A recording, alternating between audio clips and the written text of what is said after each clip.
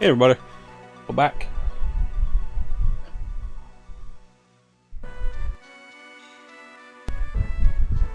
It's time, finally time to start Mecha-troidvania, which was originally going to be Metroidvania, but then circumstances kind of worked against us. Hayao Kojima's artwork is just fantastic.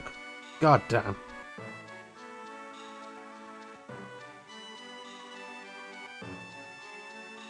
And then there's Dracula X, which that's still a nice piece.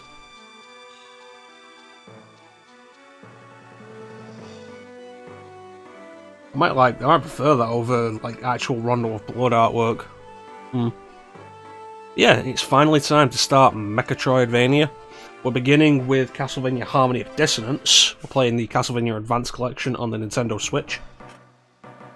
Here is Harmony of Dissonance. This collection comes with Circle of the Moon, Harmony of Dissonance, Aria of Sorrow, and Dracula X. Which, three really good games. Aria of Sorrow is absolutely fantastic to stand out in, a series of solid games.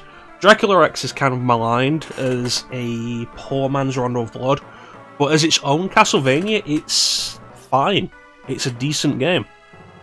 A little obnoxiously difficult at times, but honestly, you probably expect that from Castlevania at this point. The really cool thing here, though, is game versions. For some reason, despite this being on GBA, you can play American, European, or Japanese. The European one's the one that surprises me. And Circle of the Moon is just called Castlevania over here. That makes four Castlevania games that are just called Castlevania in Europe. The original on NES, Castlevania 64, which officially is just called Castlevania, this, and Castlevania Lament of Innocence in Europe is just called Castlevania. And then I don't think there's any differences with any of the others, except that's called Vampire's Kiss. Don't know why. I'm on the fence about what I consider a better name, Vampire's Kiss or Dracula X. It's like Castlevania Bloodlines on the Mega Drive, or the Genesis for Americans. I suppose Bloodlines is just a Genesis. When it came out on the Mega Drive in Europe, it was called The New Generation. For some reason, that's definitely a worse name. Let's stick with Europe. As far as I'm aware, there's not really any discernible differences with Harmony of Dissonance between US and Europe, and this is the version I played.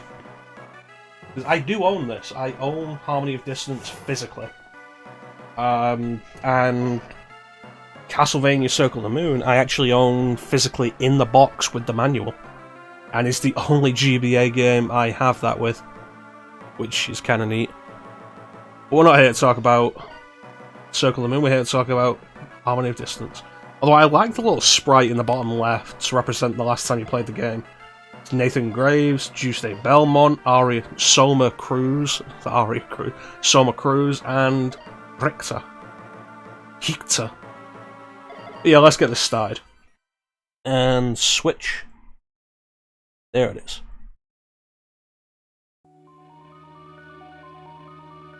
Castlevania Harmony of Dissonance on Game Boy Advance. Kicking off Mecha-troidvania.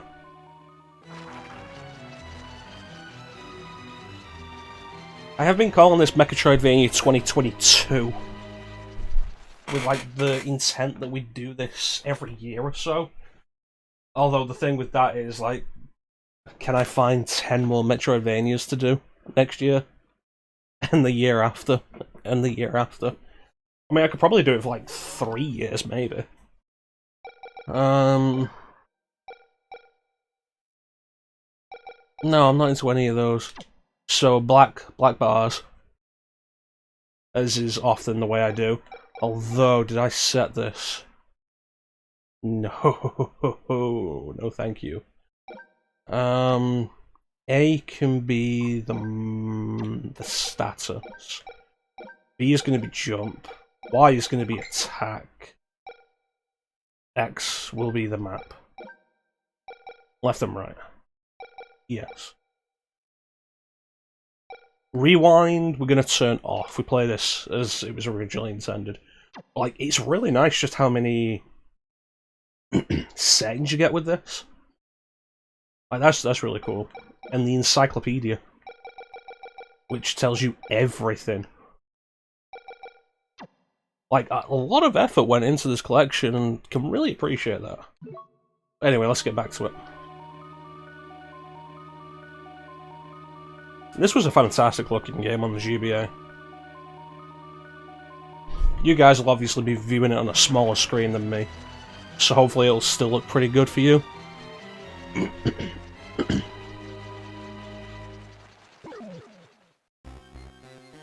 The main criticism this game got at the time was the music,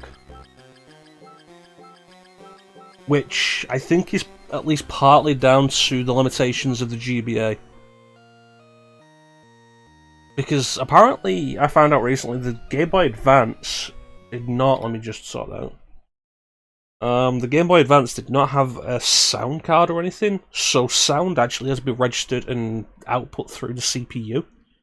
Which meant any kind of intensive game would inevitably have, like, terrible sound. How intensive this game is up to you, but, like, it's a weird quirk of the system. 50 years have passed since Simon Belmont vanquished the curse of Dracula. Fate has dictated that Tuesday Belmont, blood descendant of the Belmont family, hunt for the relics of Dracula. One day, Tuesday's best friend, Maxim, who had set out on a training expedition 2 years earlier, returned unexpectedly, his body covered with wounds. He informs Tuesday that Liddy, a childhood friend whom they both deeply care about, has been kidnapped. Maxim has completely lost his memory of his time training away from home and only has vague images of the kidnapping. Ignoring his bodily images, Maxim leads Tuesday to the place where he believes Liddy is being held captive. Passing through thick fog, the two men happen upon a castle undocumented on any map. Could this be the fabled Dracula's castle? Standing solemnly in the night, this foreboding castle welcomes its unexpected guests as the moonlight shines upon it. I don't know why I'm saying Tuesday, it's Juiced. Like Juice Belmont. Like, that's a good screen, that looks good. Like, if I could get that in high resolution, like, that could be a nice background.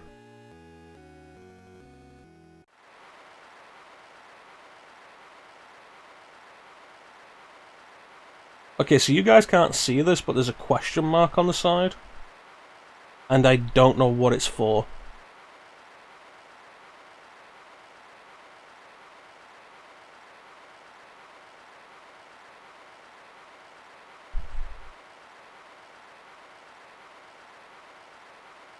Can I?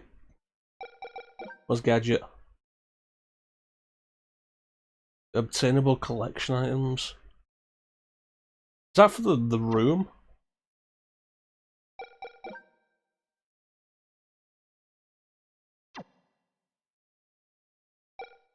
Huh. Anyway. Should I read it? Nah, you guys can read.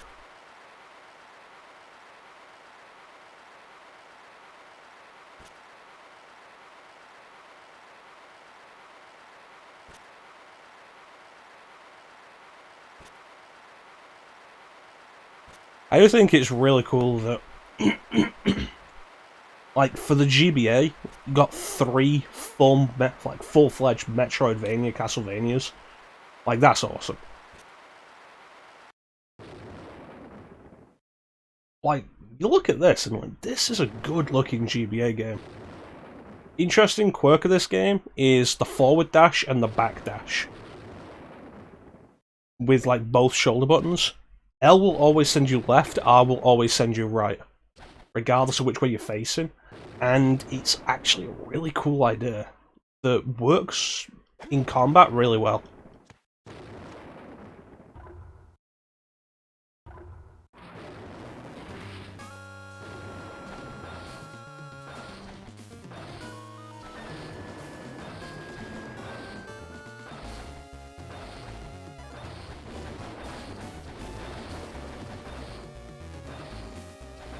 It's also kind of abusable.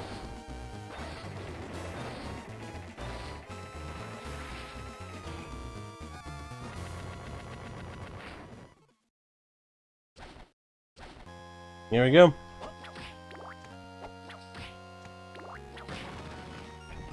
Back to the whip. So most of the Metroidvanias have you using a character that uses an item, uses a weapon other than the whip.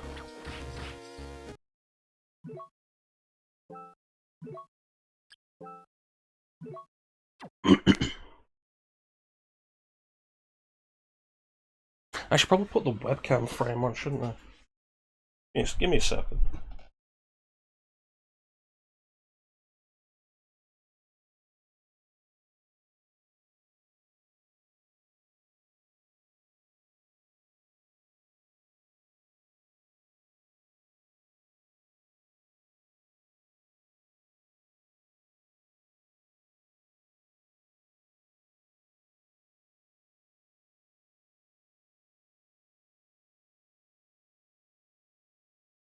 There we go, that's nice.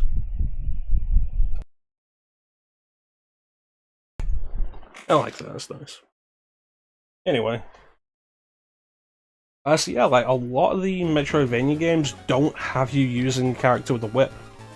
Starting with, like, Symphony of the Night, that didn't. Although, Circle of the Moon, which was the next one, did. Had you play as Nathan Graves, who had the whip.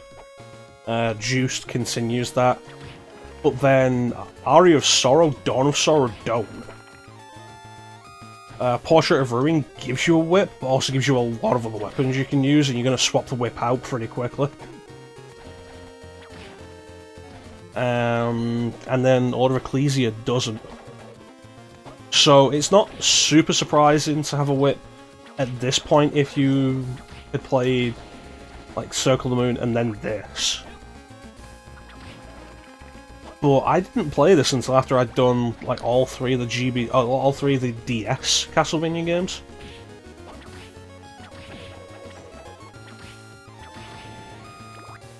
Like, going to a whip was kind of refreshing, as was seeing new sprites, because the DS Castlevanias do have a habit of recycling sprites from Symphony of the Night. Which itself recycled quite a lot of sprites from Rondo of Blood. Although Slugger and Gaibon in Symphony of the Night are actually recycled from Super Castlevania 4.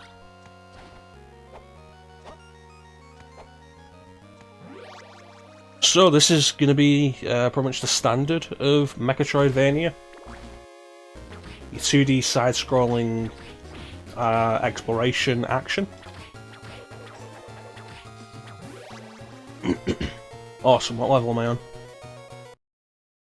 2. That's a dead end, let's remember that.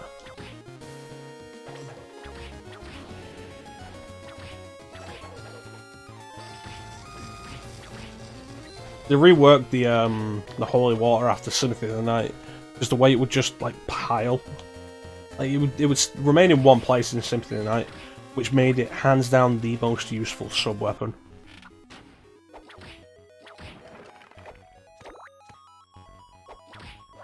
Both Harmony of Dissonance and Circle of the Moon don't use the transition corridors between areas, which is because they were only used in Symphony of the Night to mask loading times. Oh, hey there. They were only used to mask loading times in Symphony of the Night. Wait, does that mean Encyclopedia?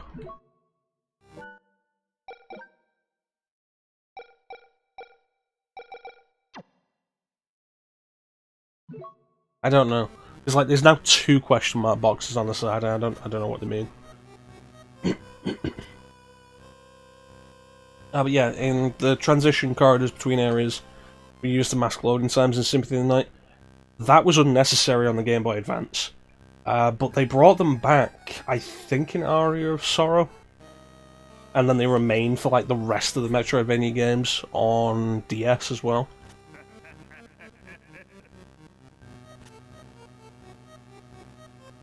So Juiced is the grandson of Simon Belmont, who was the main character of like the original Castlevania, Castlevania 2.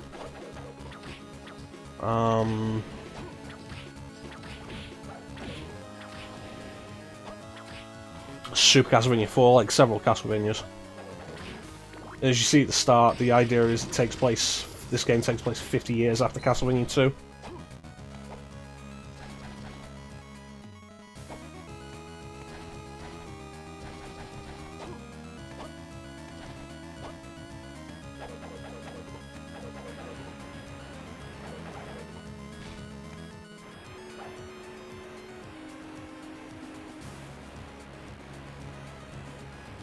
That's a pretty detailed running sprite for the GBA.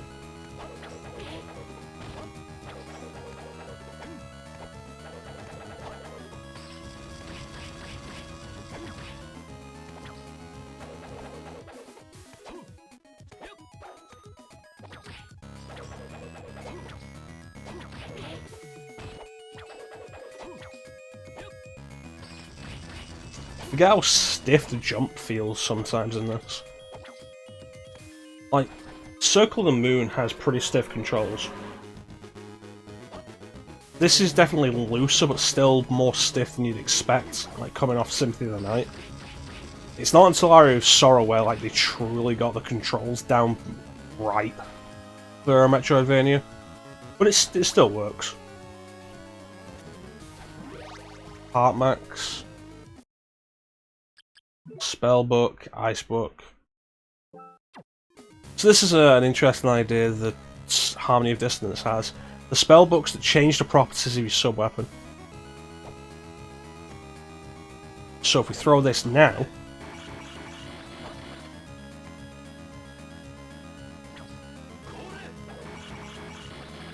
And one thing that's interesting is that doesn't cost hearts, it just costs magic. That's kind of neat. One improvement I would give to this game if it was on like another system, or if they ported it rather than just using emulation, would be to have a button dedicated for turning your current spellbook on and off, rather than having to go in the menu for it.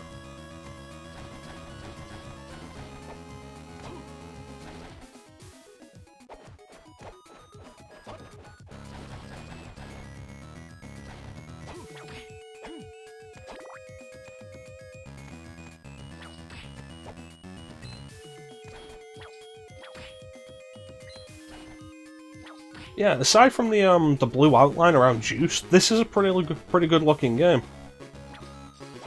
The blue outline is pretty much entirely in response to criticism for Circle the Moon, the previous game, which was considered too dark for the Game Boy Advance. The whole history of that is kind of interesting.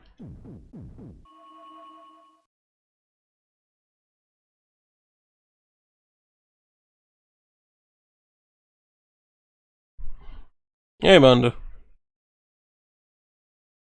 I don't know what those letters mean. I appreciate being here, though.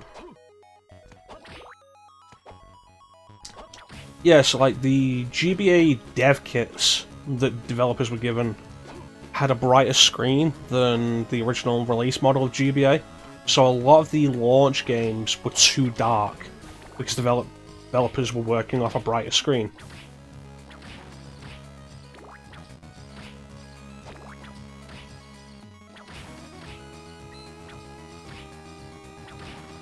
There we go.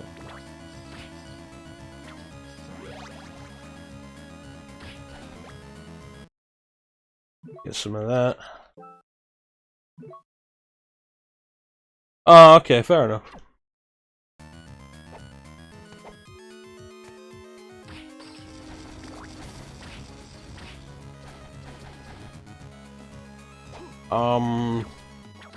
So yeah, to counteract that, a lot of Game Boy Advance games have like brighter color palettes, which is most noticeable when you play a game that was originally on Super Nintendo and was ported to the GBA. And like a lot of the time, the colors look washed out. Redstone. That's fire attacks to the whip. So yeah, stuff like Donkey Kong Country I think is really bad for it on GBA. Final Fantasy is kind of bad for it, but not awful, like it's bearable. Link to the Past, actually, the GBA port of that, has an option for different brightness settings, which is really good.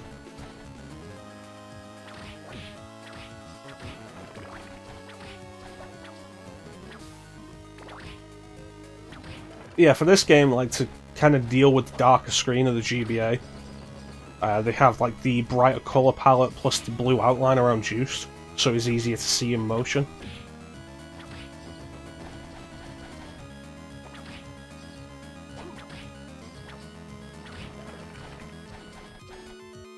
The brightness of the screen, and like just seeing the screen, was like one of the worst parts of the original GBA. And it's like, it was kind of an issue in previous handhelds as well, because like no backlight and everything, but the GBA was just worse because of the like the screen had like a glossy finish, which made it reflect light really easily. So you'd be trying to hold it up to the light to see it, and it would just be reflecting the light, and it was awful. GBA SP was just such a wonderful step forward in so many ways. Like the foldable design, like the pocket, and just how pocketable the SP is. The front lit screen, so you could actually see the games, and especially the rechargeable battery. Like, goddamn. It's hard to really understand these days just how big of a deal that was.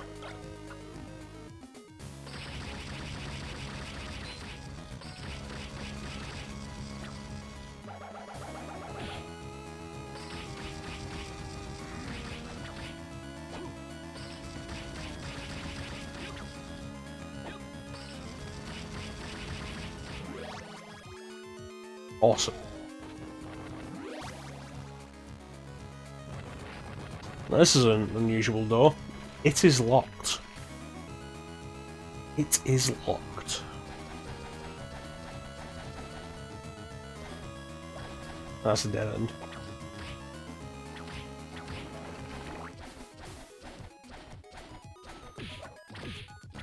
Yeah, we should have some fun with Mecha-troidvania here. Because like Metroidvanias are such a good genre, especially like such a good genre to relax with. Although it's interesting in recent years how that genre has kind of gotten like, really influenced by the Souls idea, the Souls genre. Like we'll see that with some of the stuff we're gonna have. Fairy Journal, which does see the names of the enemies. Alright. Oh, that's what they mean. There's like the that's now been filled by the Fairy Journal. So what that'll be is this display obtainable items in the current area.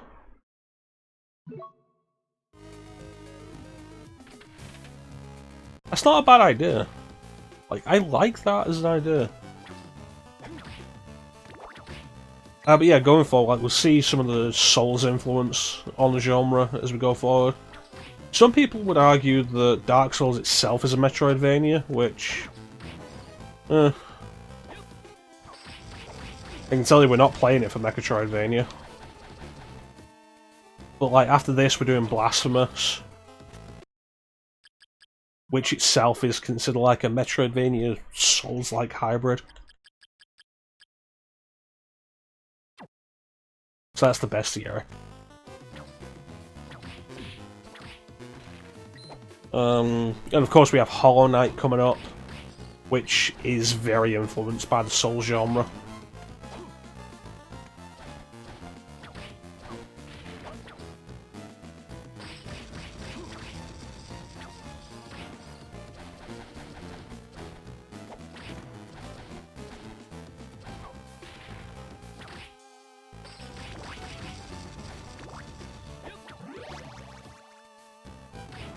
Ah, crap.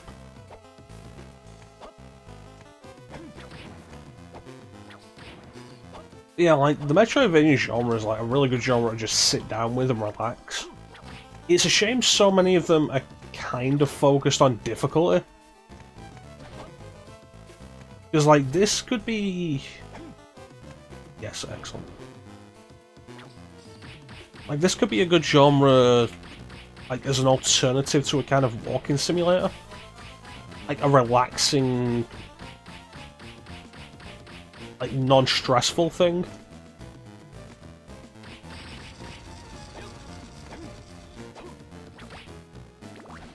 Like, engaging but not frustrating.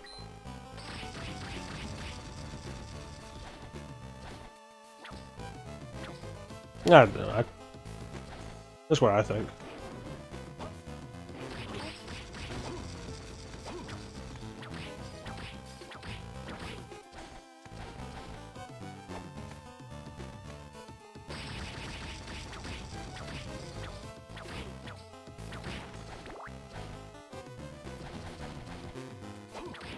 But I mean, there's plenty of Metroidvanias out there that aren't super challenging. Like, one I was playing on and off for a while was Blaster Master Zero, which is very much a Metroidvania, like, undeniable. And, like, it's not particularly difficult. Of course, I say that as a guy who plays, like, a lot of video games. So I might not be the best person to, like, make that recommendation.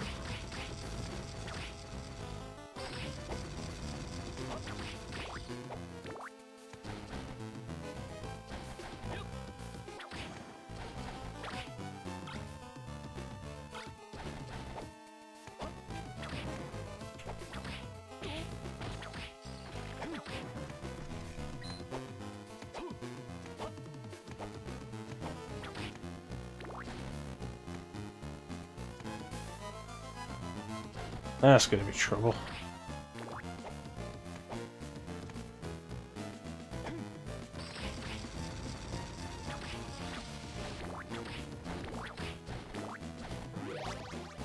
And it is locked.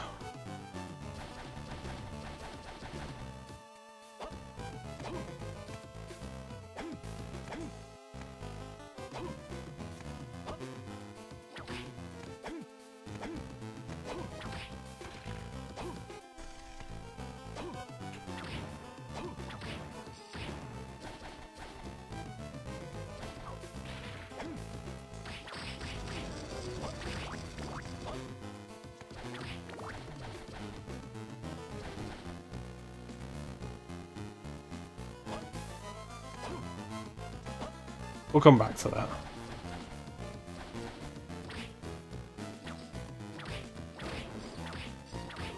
And like such is the beauty of the Metroidvania genre. We'll come back to it.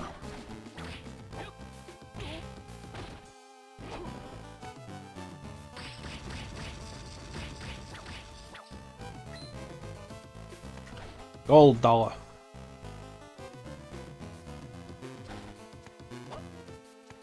Oh boy, bats.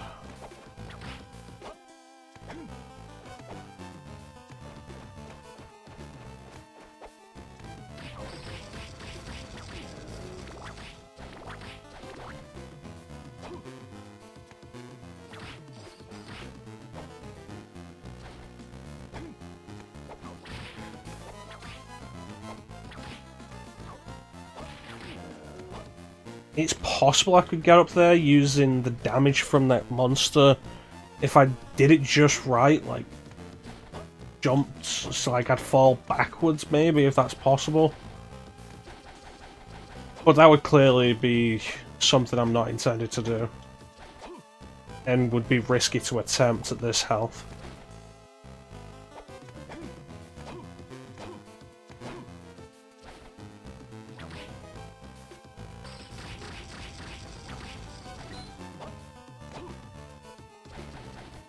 Alright, let's go back up. Or down. Yeah, down, I guess.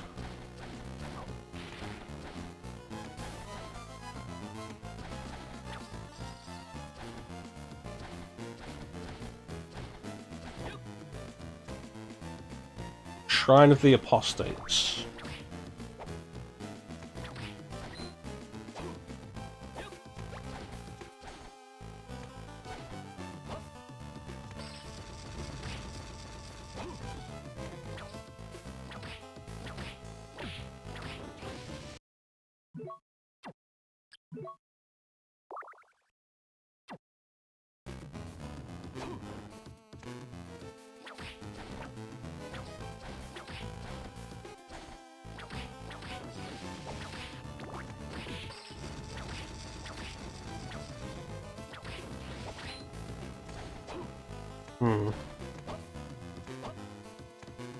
I didn't notice that platform there. I thought I was like, oh yeah, no, I'll need a double jump to get up there. But I was wrong.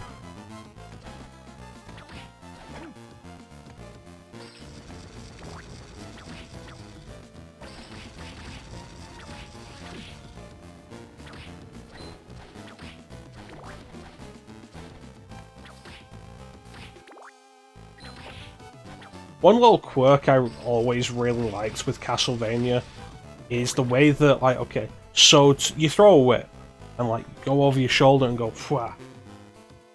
And, like, you can see it in the animation. Like, goes behind, then throw.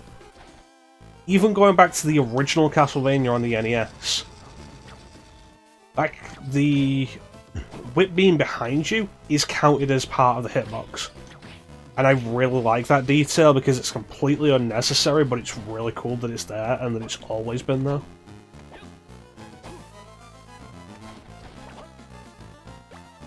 Opal. A white jewel.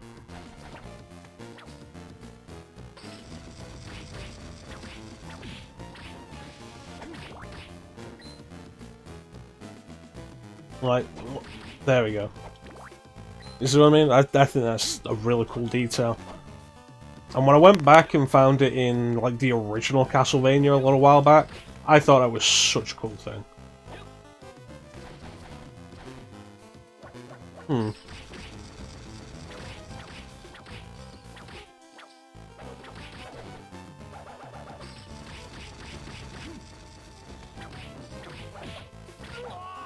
Oh, god damn it. There was not a lot of recovery animation there. Well, I only saved once, so that's great. No, I saved twice. Still a ways back, though.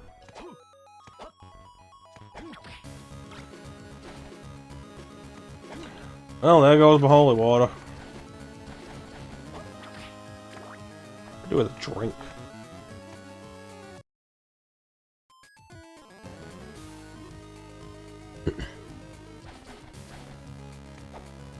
No, there was something here, wasn't there?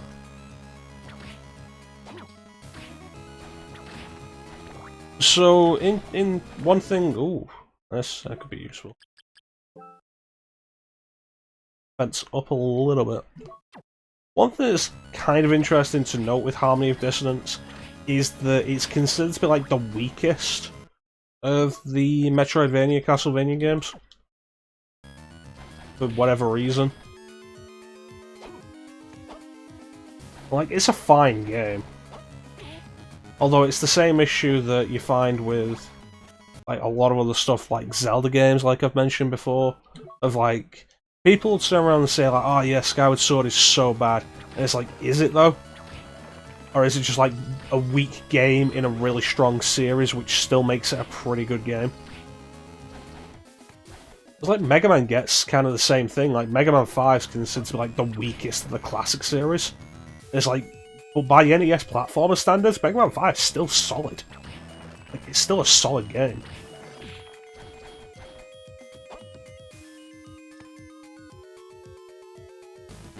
I did go this way, yeah.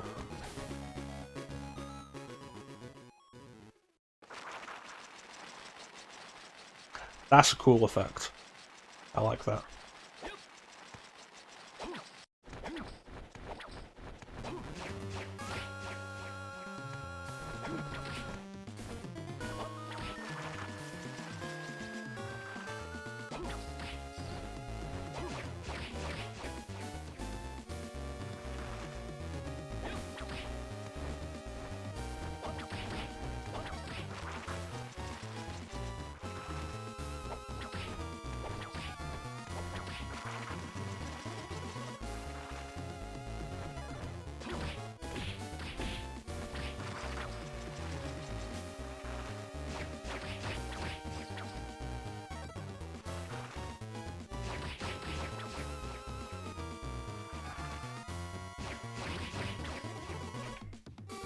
Hey, it's Clemothy! You missed me talking about Mega Man. It's too late, because we can't go back. How you doing, Clem?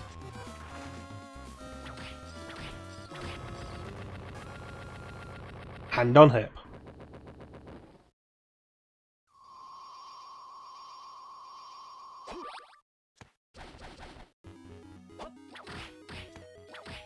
Something sounds off in the game.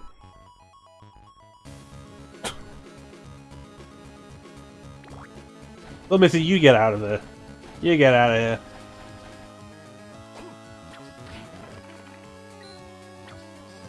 I thought you were actually complaining about the music.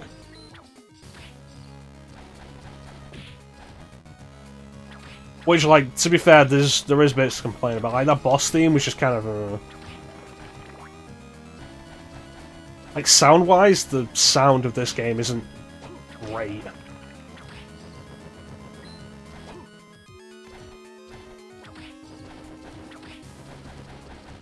Which I like to say is, like, one of the main criticisms this game got.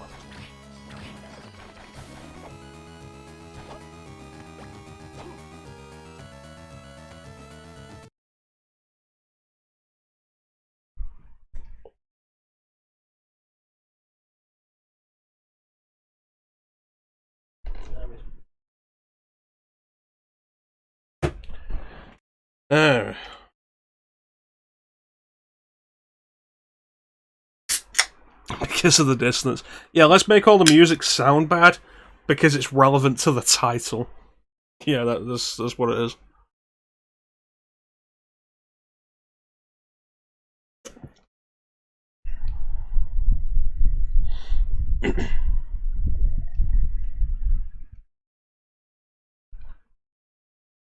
Quite the oxymoron, don't you think? Of it? Yeah. Mecha is so smart, he'll probably get there. You see, that's the issue with that, Clem, is I am so smart, and I was thinking in the wrong direction because I know stuff about this game that you don't. One of the things I know that you don't, is that this music was like the most criticized feature of the game.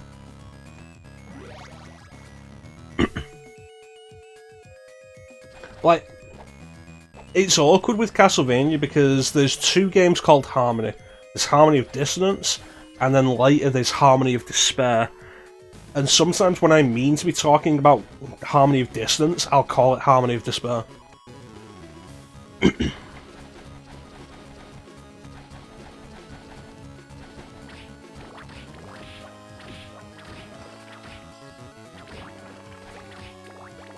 Which is, like, just kind of frustrating. So how you doing, Clem?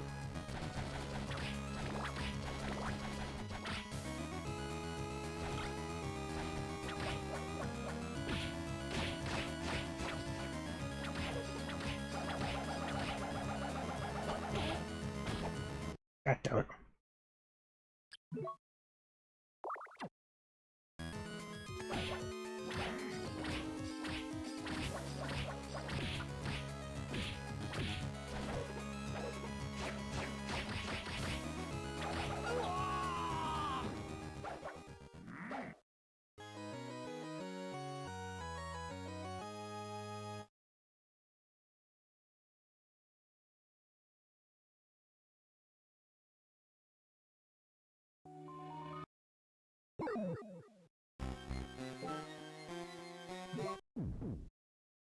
I don't fucking save after that boss. Another awards dinner?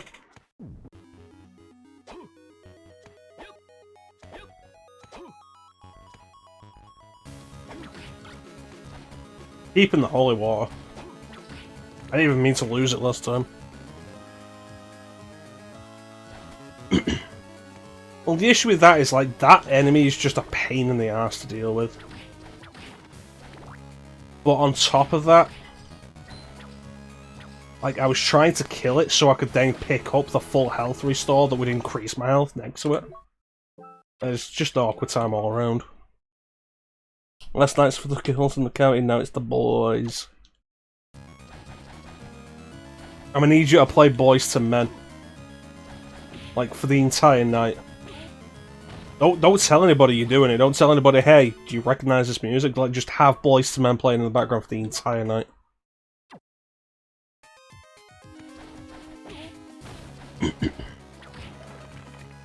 Not even a particular song.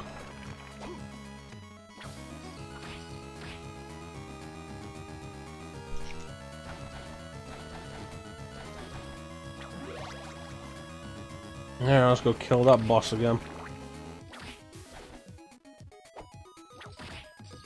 This is the start of the game, like, goddamn. That's still a cool effect.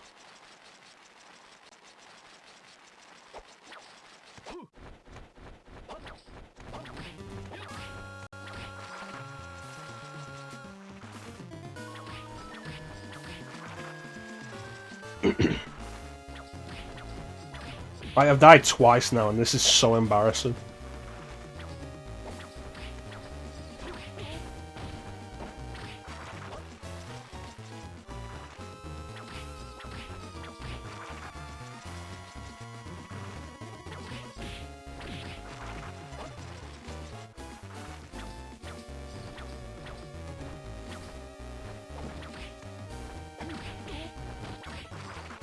I mean, it's probably because I take reckless hits like that.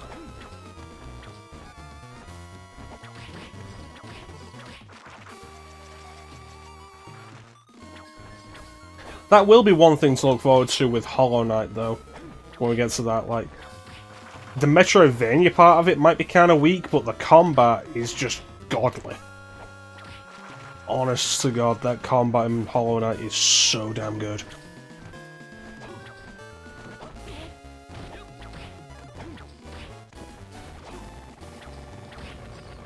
I didn't see that last time.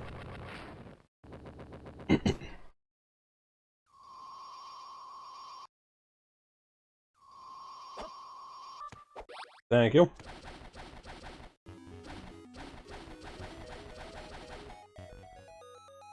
Yeah, Hollow Knight's combat is super tight. Love it. Thank you.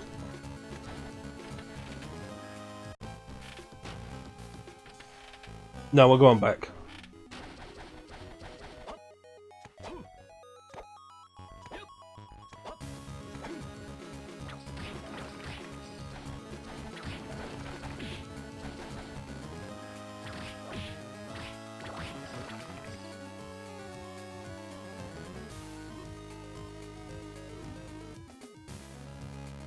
I've seen the Ori games, and I do have the first one on Xbox, and like I watched Crag play some of the first one, and I was just kind of like,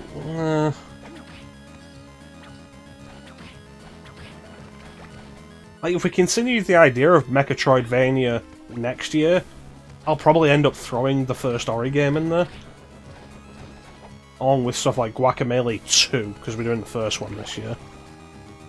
Like, at the minute, I'm just kind of on them. Maybe it's the art style. Maybe I don't gel with the art style. Which is probably blasphemous to say, because like, everybody's always like, oh, it's super good art style.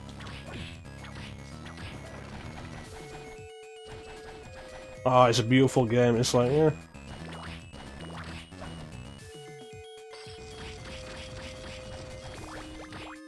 You know what is a beautiful game?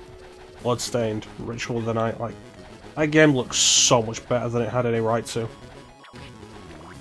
Alright, you son of a bitch. Not you. There we go.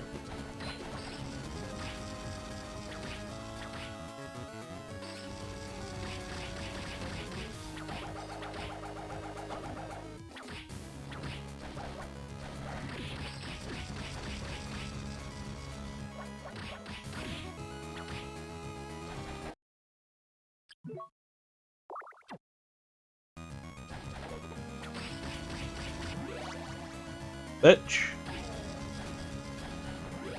Upgrade.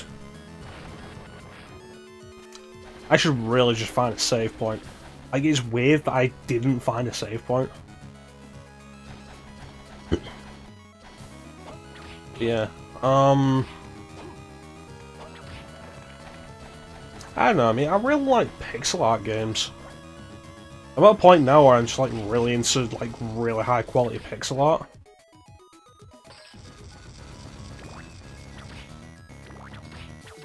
Like, especially if we're not going like 8-bit. I started this game to die. Like, especially if we're not doing like a pseudo 8-bit or 16-bit thing. Just like high quality pixel art. Which, the Team Ladybug games do, which we're doing 2 of those for Mecha-troidvania. Toho Luna Nights and Record of Lodoss War Deedlit in Wonder Labyrinth. Considering I'm at the end of my patience, I think we're going to skip this level. We were at the end anyway, let's just say I won. I forgot that happened.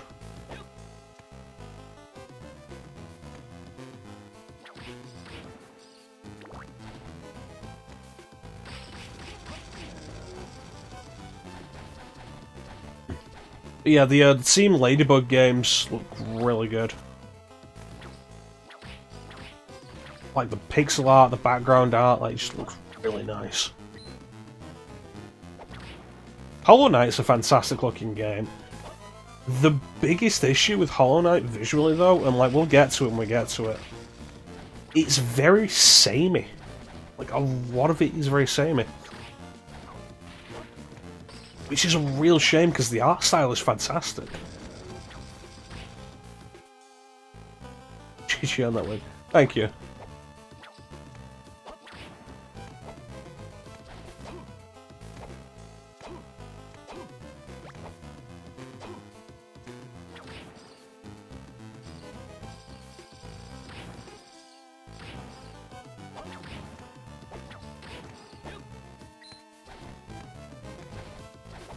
I think that kind of thing, like the sameness of the art, of like the areas, and the way the areas look, is also one of the bigger problems of it as a Metroidvania. Because so much of the areas like just blending together like that leads to you having so few like recognizable landmarks. Which is kind of important in a game where you need to remember where you were and like what areas had the obstacles you needed to overcome in specific ways.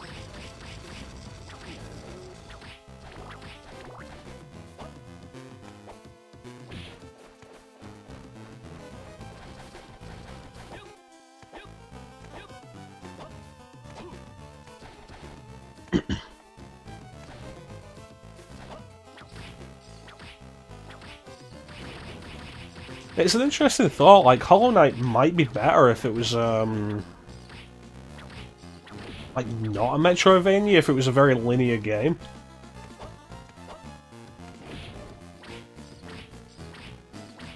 Or, like, a level progression game, like Shovel Knight or something. Like, that would definitely play to its strengths.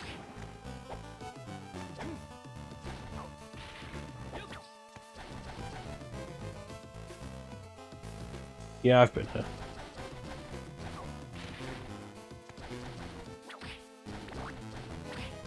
We've got Guacamelee coming up as well, which I've heard is pretty combat and platforming focused, which will be interesting.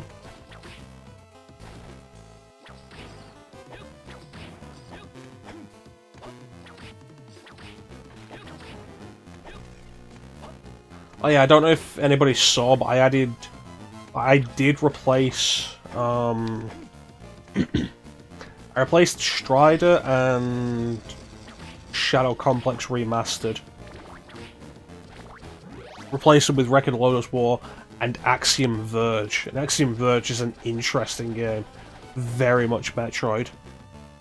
Like, far more Metroid than Vania, honestly.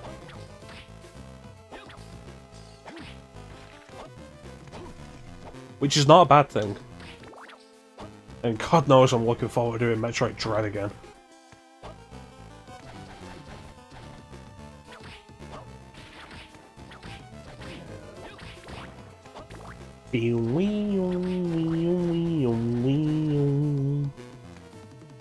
I need to figure out when I'm going to sit down and do Prime 2.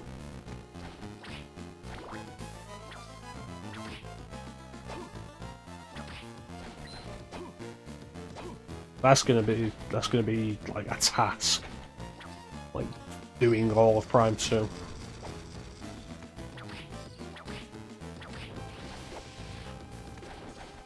Because like, I did Prime 1 in one sitting. And like, I enjoy Prime 2 probably more than most people do. But, like, Prime 2 is a longer game. I would not want to do that in one sitting.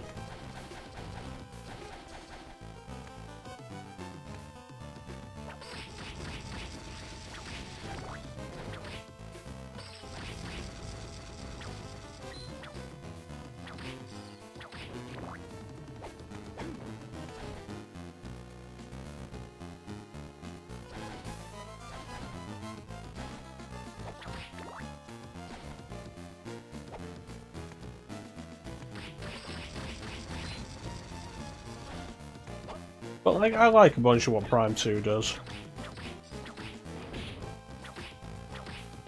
I like, for the most part, I like that it's more Prime.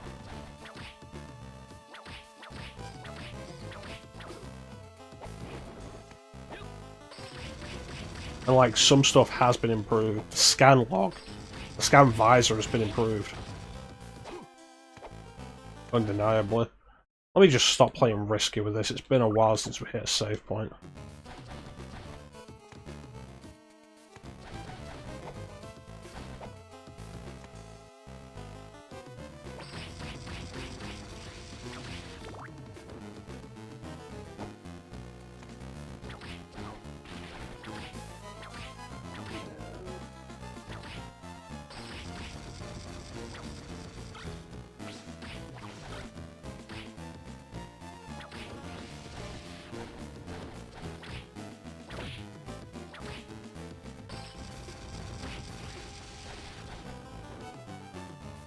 White dragon.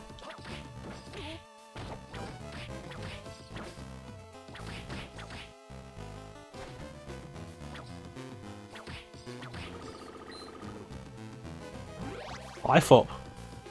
Appreciate that.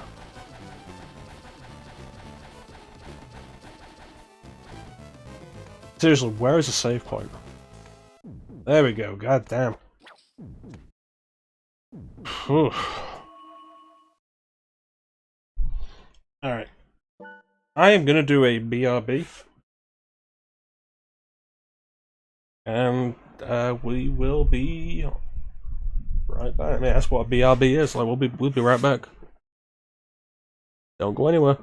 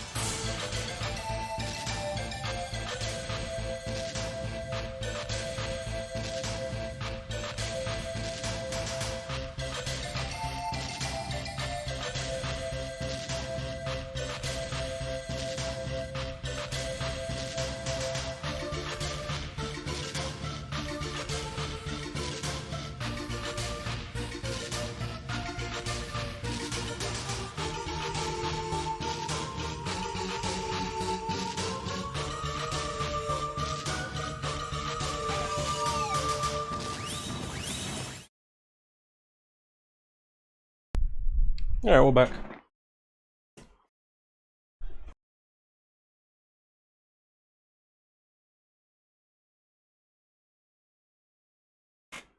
So how are you guys doing? Thank you, Clem.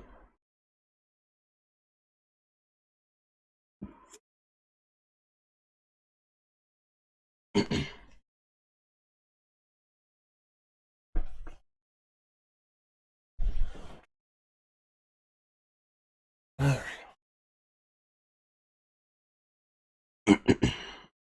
So anyway, on with the show. Oh, Clem, I don't know if you've noticed or you can really tell, but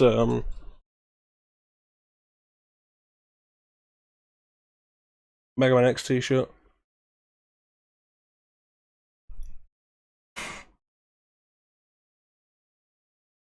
I have worn it on stream before, but it's been a long time. I have it's like X with battle damage. It's like you can see the skeleton underneath. I have a very similar one of Zero as well.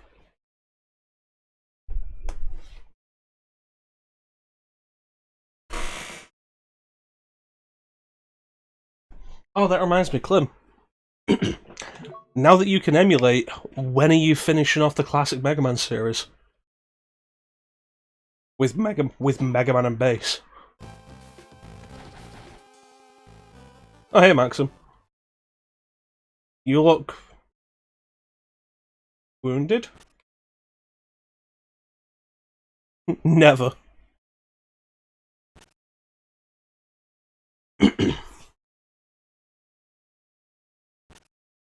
No interest in it?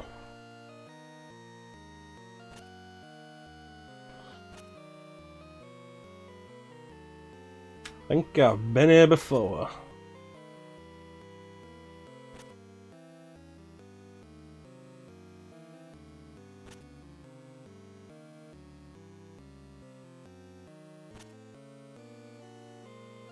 Let's go together, Maxim. It's the smart idea. Not one minute. To be fair, difficulty-wise, it is kind of just frustrating. The best way I heard it described is like the stages are balanced for Bass, the bosses are balanced for Mega Man.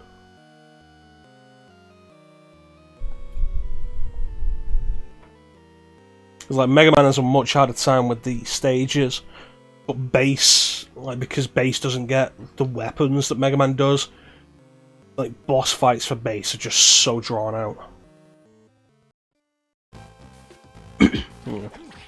Interestingly enough, though, I have come across a ROM hack not that long ago that adds the ability to switch between them, like just at will, and it sounds like it makes the game a lot more fun. I need to spend a bit of time trying it out, but I can send you a link if you're interested. Might make the game more bearable for you.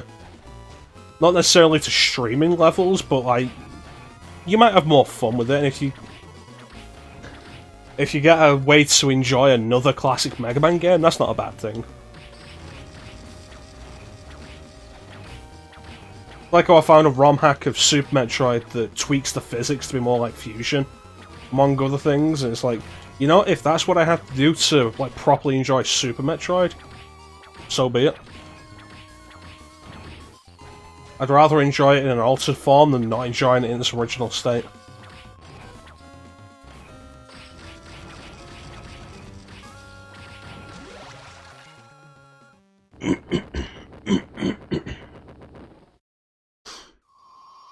Ah, yeah. Oh, what's this? Lizard tail. Which lets me slide.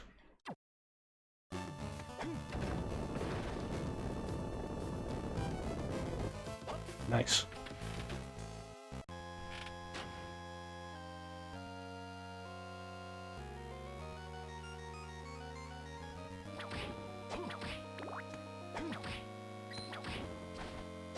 I mean, ultimately the point of the games is that you're enjoying them.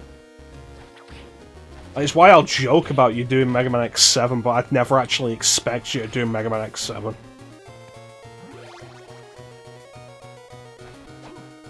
If you choose to do X7 yourself for whatever reason, fine, fair enough. But I'd never be like, claim do X7 or I'm unfollowing you or anything like that.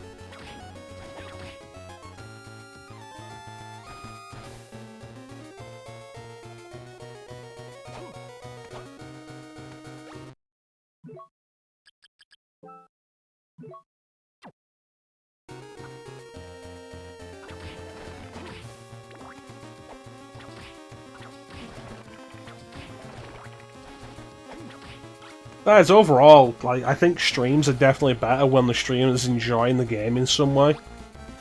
Or at least, like, getting some kind of fun out of it. I say is, like, we're prepping with stuff. Oh yeah, like, what are we doing in some of the marathons we've got coming up? Sonic 06, Sonic Boom, Sonic Forces, which I'm on record as hating. Rule of Rose, which, honest to God, like, Rule of Rose, I am so kind of like, was that a good idea?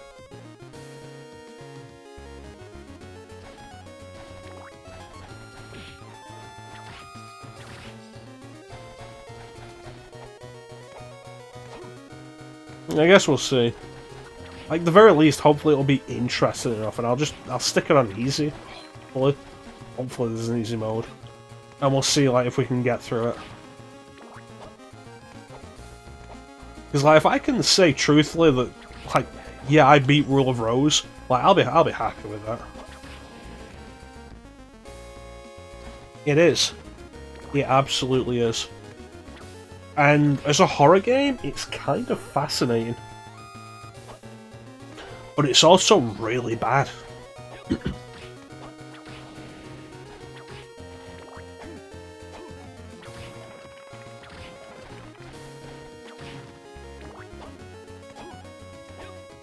Yeah, Rule of Rose is currently on the list for Halloween 2022. Which is still 4 months away. Like, 4 months isn't really that long, thinking about it. Time says we've only played 26 minutes. I mean, we've died, yeah, but still.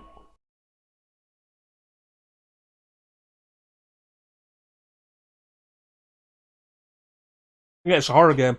And the horror is children. It's not even a joke. It's part of what's so fascinating about it. Like, the children are monsters. That's the point. Which is such an interesting concept to me. And, like, I'm kind of into ideas like that. Like, unusual concepts, interesting ideas. It's why I'm so fascinated by Stella Deus. Why at some point I do want to get to it, despite it being a tactics game. Which, like, I'm not super into. Because, like, the premise of it is a religious war. Which is not something you really see much of in games. Religion, yeah, and, like, takedowns of religion in some form or another. Like, FF10 might as well be a big takedown of just religion in general. Like, a war focused around religion? That's uncommon.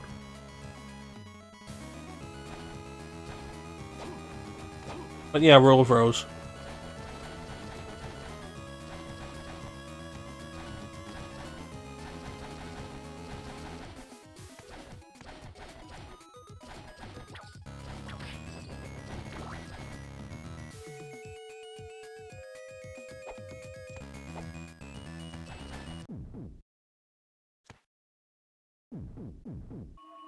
God of War is not so much about a religious war.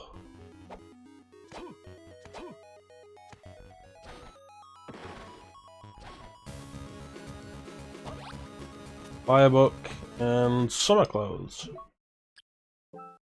Just in time to have the heat out. Are you being funny, Clem?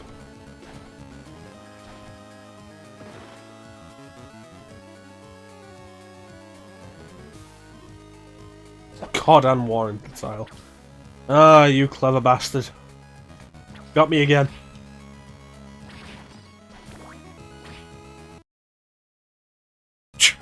Try to be funny. Try Mecha, jeez.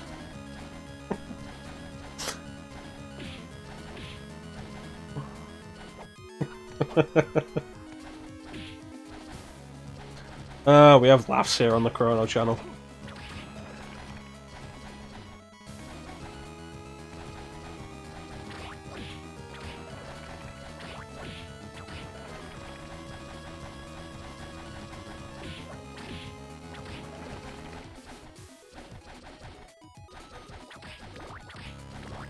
This was a locked door. I know I saw another one. Was it down in that area?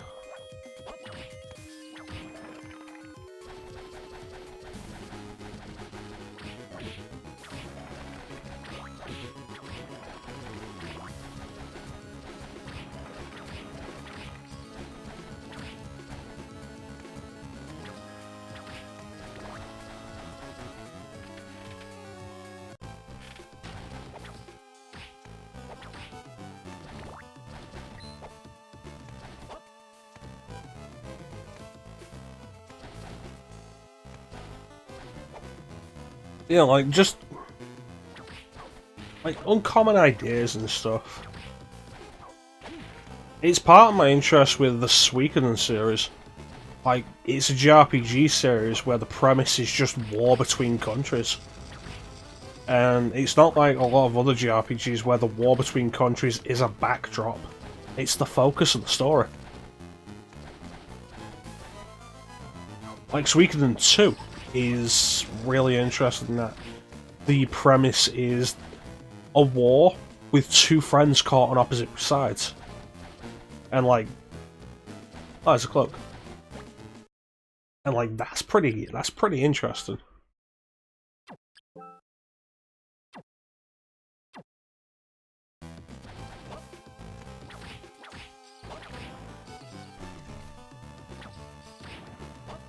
Like, it's like Suikoden 2 is still considered like one of the greatest JRPGs.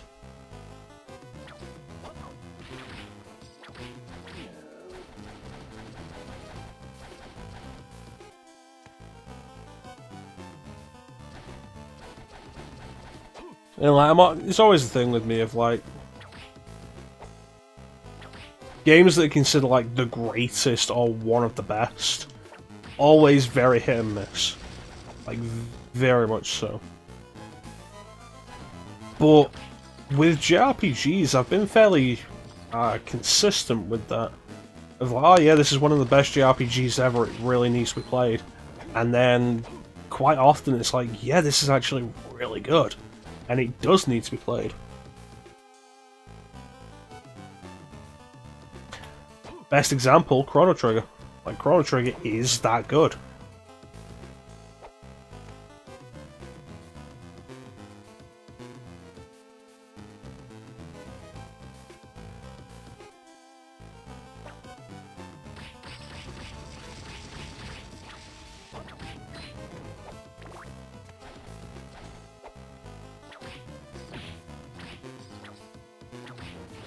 Oh, Clem, you should totally look into whether or not you can emulate GameCube. Like, stream GameCube that way. Because if you can, you absolutely should do Skies of Arcadia.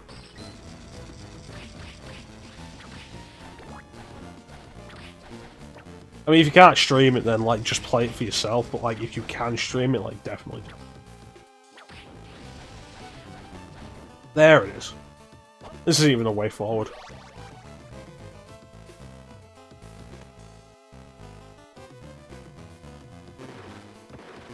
But I haven't been up here.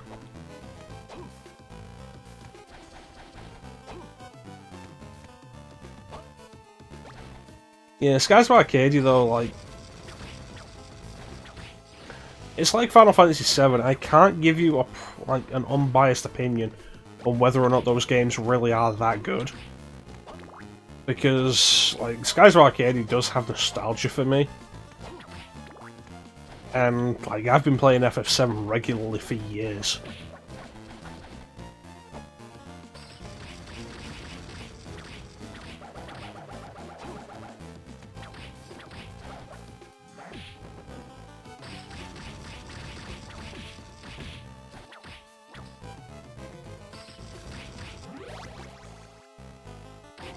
Okay, nice. Although, be aware, once we finish Mecha-troidvania, we are going back to Skies of Arcadia.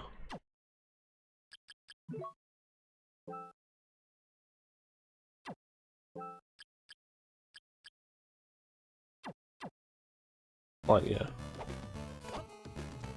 But I don't know. You've seen the ending before, don't you? You watched me stream it the first time.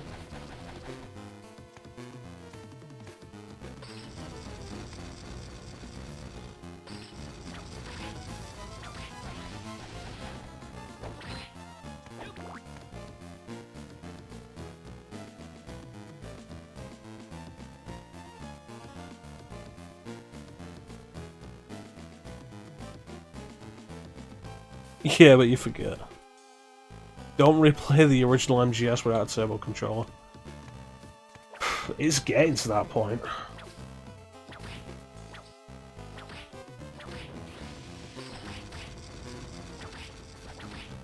Like I mentioned during your stream, like, I can't do the torture as well as I used to.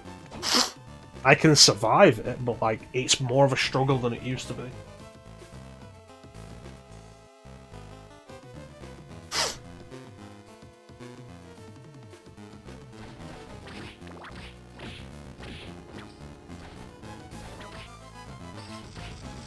I should put Onimusha on the list.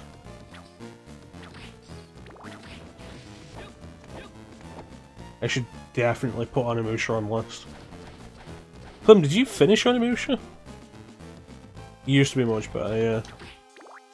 Like, I can still rock Devil May Cry, and I can still pull off the million stab. But, like, that torture sequence. Like, by the third round, I'm just in agony. You did finish it, yeah. I remember you were streaming it, but I don't remember seeing you finish it.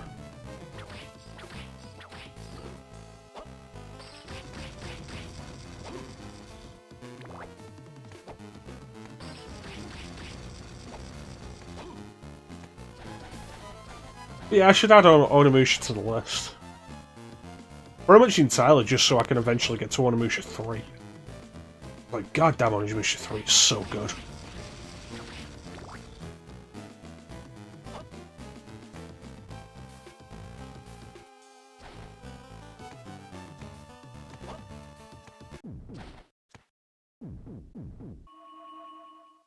So down to doing Onimusha 3 again. I think I did a little of it on stream one time. I think.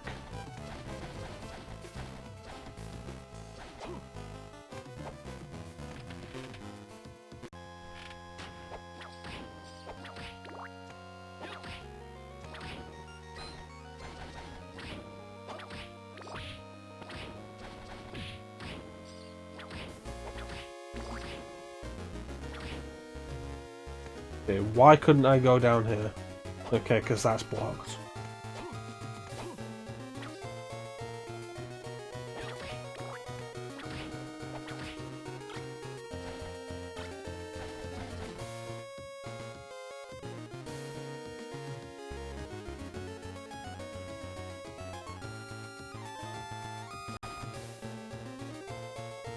I'm not seeing anything else that I could use the slide to get through.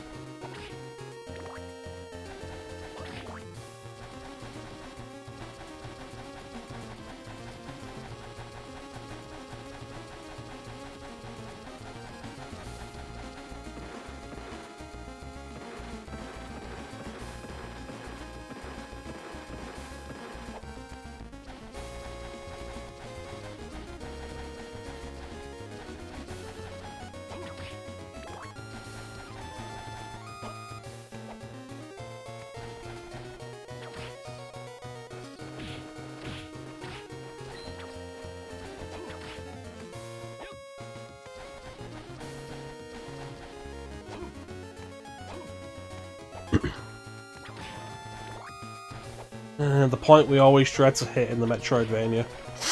The where do I go next bit. Which is frustrating because there's not even that much of the map available right now. Like, I'm missing something. And it's super obvious.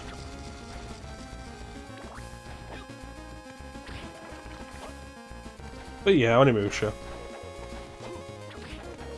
I like my Onimusha.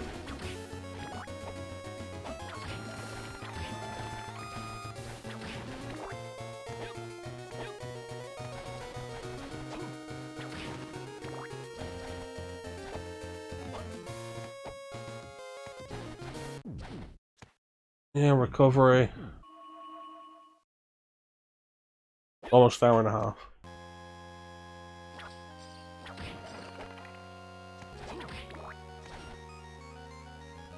Okay.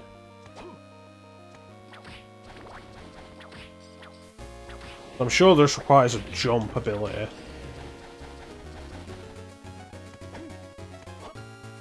Yeah.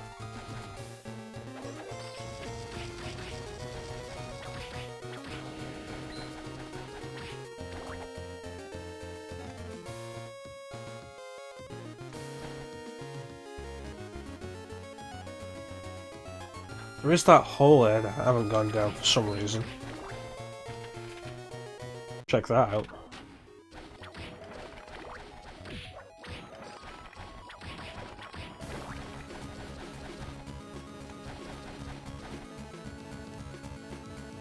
Alright, what's down here?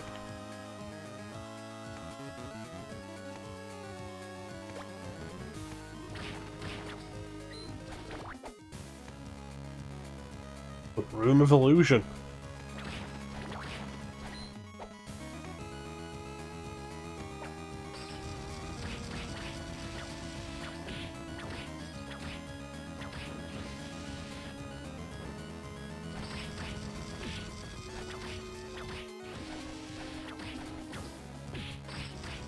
I'm looking at these these flashing pillars. You gonna get ready to go? Be listening for a while. Alright, I appreciate that, Clem. I appreciate you stopping in as well.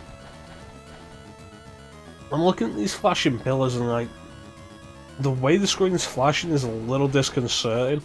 That's probably because it's being played on a screen that is like so much bigger than the screen it was originally intended for. And it puts me in mind of like Mega Man. It's like often, like you look at it and you think, why didn't they tone this flashing effect down? And like that really brings to mind Mega Man. Like especially Mega Man 2. Where it's like, hey, like fully black background for like the Mecha Dragon. The Guts Dozer. And when you defeat them, the black areas of the background just rapidly flash black and white. There we go, there's progress.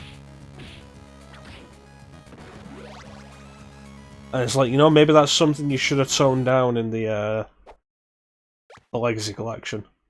Because, like, having it on a screen as big as this, and playing it in a situation like this, and you're just going... It's like, yeah, that is actually really painful. Alright, here we go.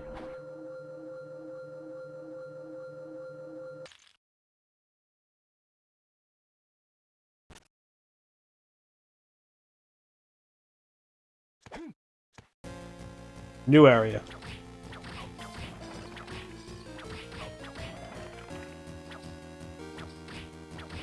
Progress. Fog.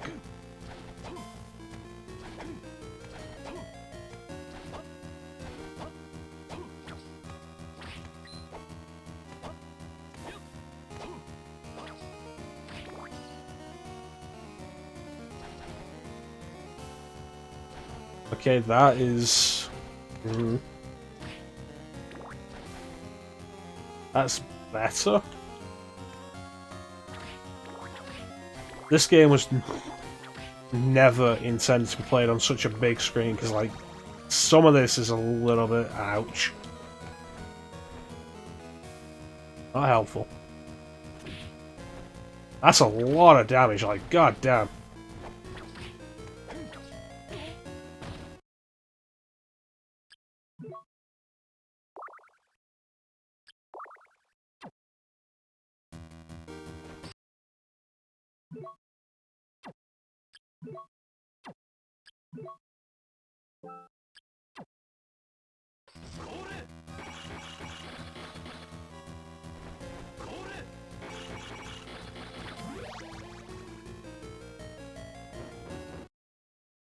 I feel like I've stumbled into a place I probably wasn't supposed to with the damage that guy was doing.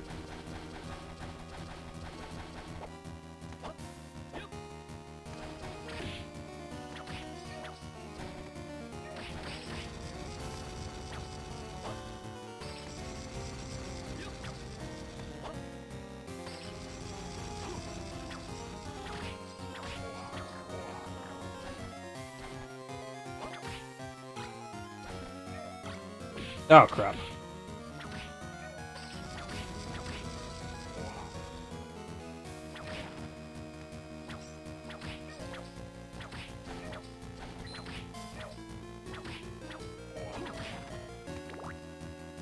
Alright, end of the corridor.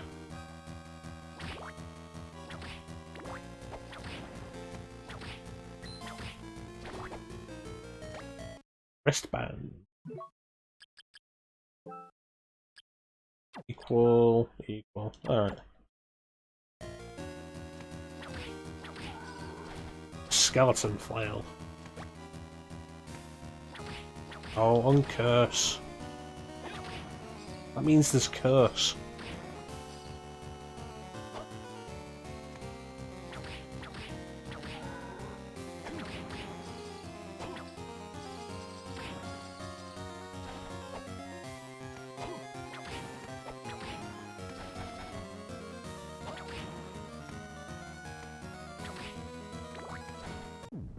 Awesome, I've picked the right choice.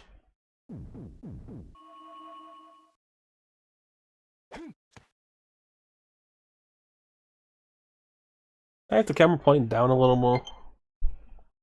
Oh yeah.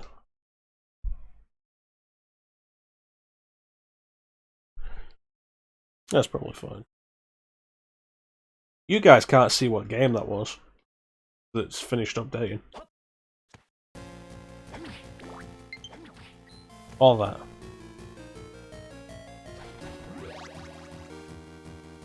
Or the third one that'll probably pop up in a second.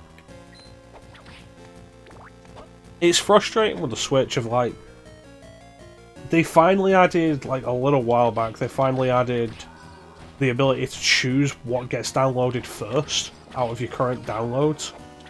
But you can't pause downloads, which is frustrating.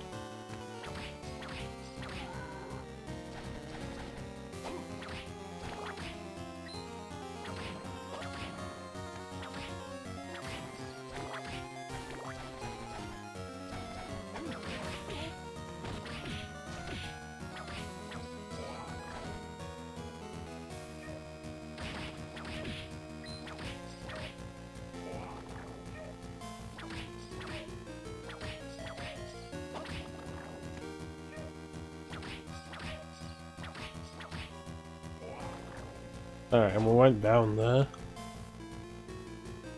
So, this way into the weird crystal cave. That is honestly really not comfortable to look at this big a resolution.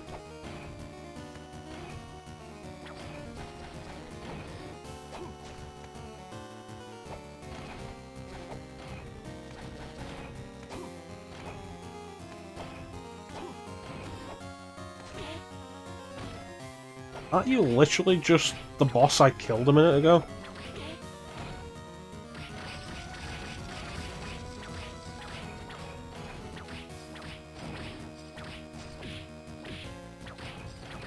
There we go.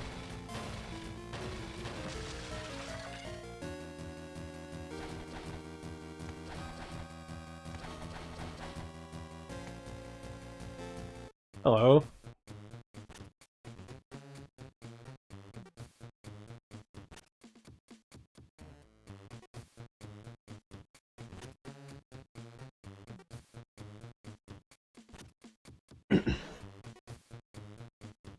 Yeah, it's like, okay, so you got lost and ended up here. Why did you set up a shop here, though?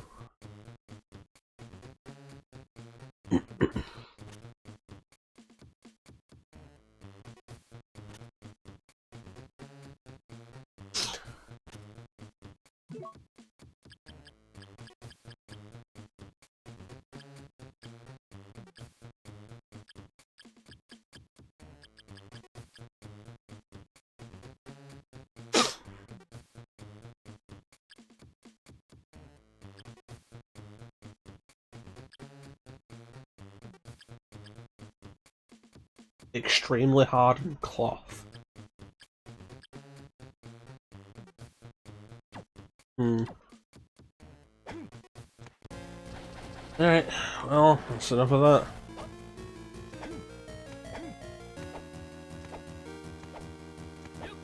I feel like of all the shopkeepers in the series, that guy makes the least amount of sense.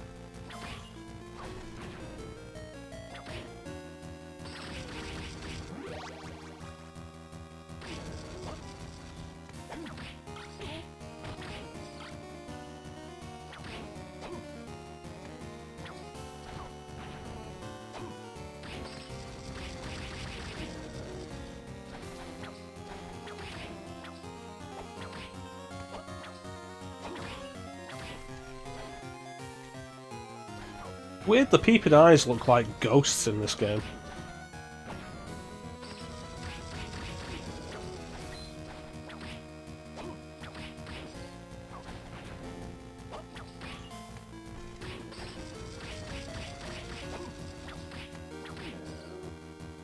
I should probably just, like, stop risking it and take a potion. I don't need to die again.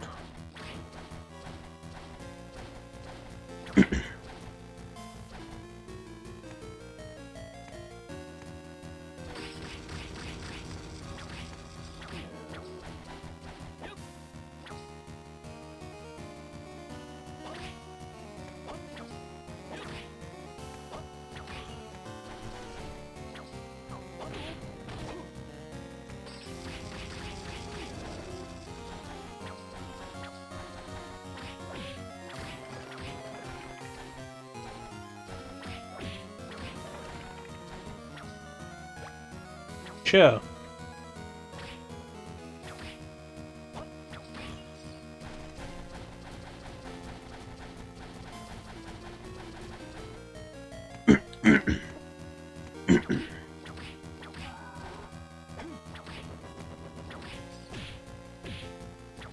So the chair leads to... The chair is a piece of, like, one of the weirdest and dumbest side quests in Castlevania history. I'm not going to spoil what that is, like, you'll see it when we get to it. But it's dumb.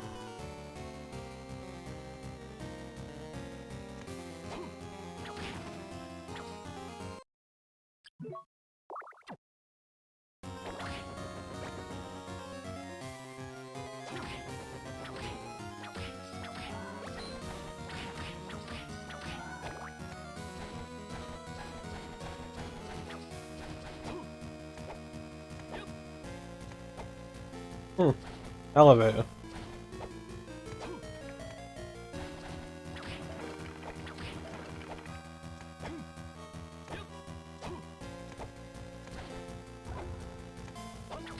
I suppose, like, the surprising thing isn't that there's an elevator, the surprising thing is that it's working. Because usually you end up having to activate them in these games. No, here it is, fully functional. From the get-go. Weird.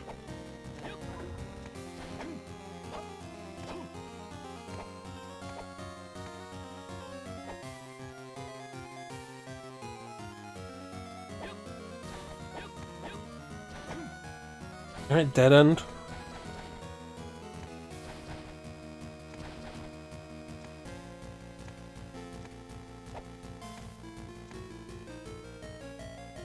Lock the door.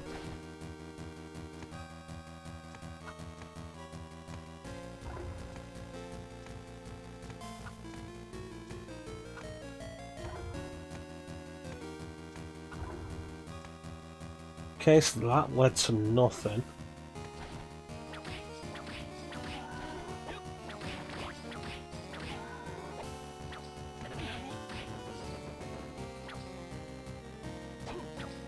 Okay, so Curse doesn't stop you from attacking in this game. It just means you can't run. And doesn't last that long, so like, that's not bad. That's one of the least irritating curses in the series.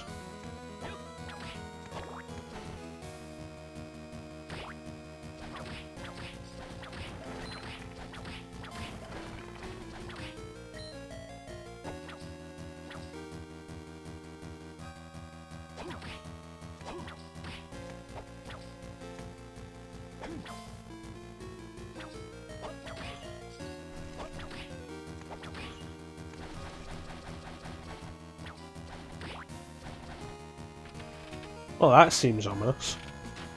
Skeleton Cave.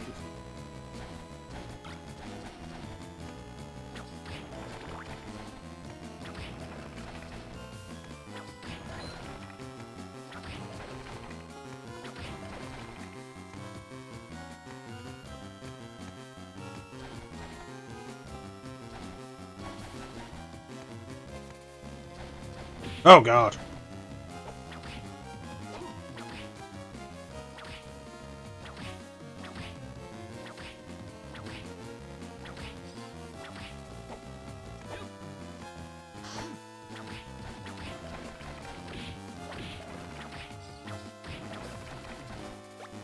Ooh.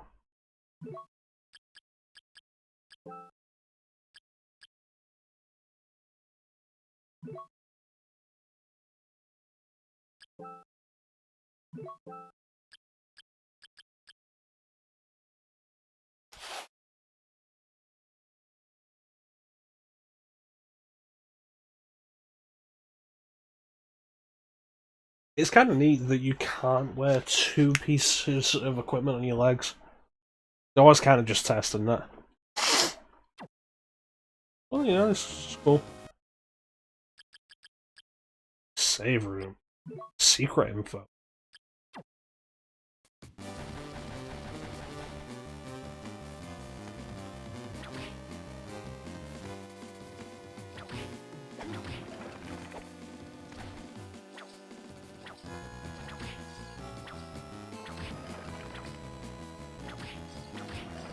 Always appreciate a handheld game with a quick save feature.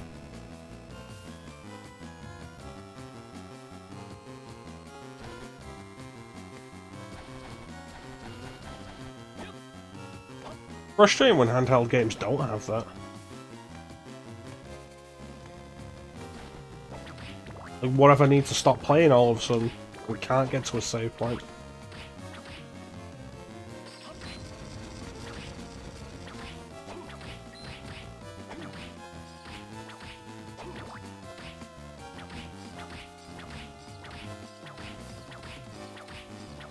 I guess we're gonna see if, yep, these things can die.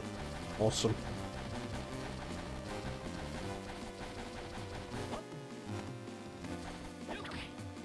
Knowing that they can die makes them a lot less scary.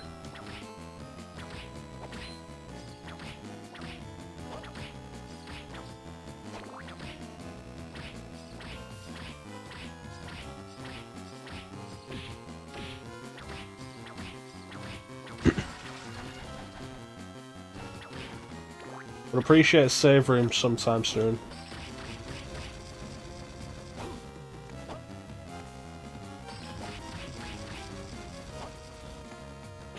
Oh.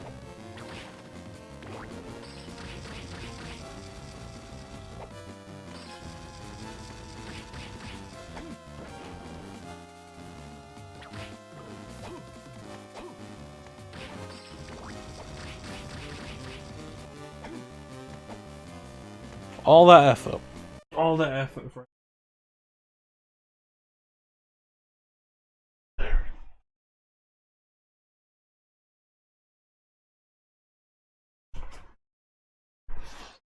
Oh well. Back at it again.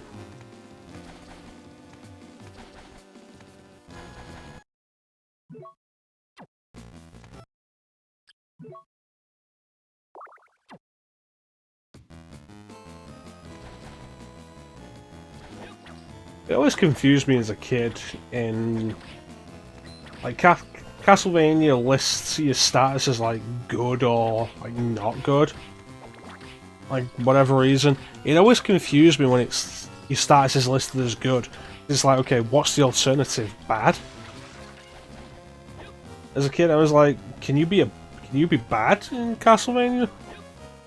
But it's like, no, what it really means is like okay or just like poisoned or status effect or whatever. How am I supposed to get around this?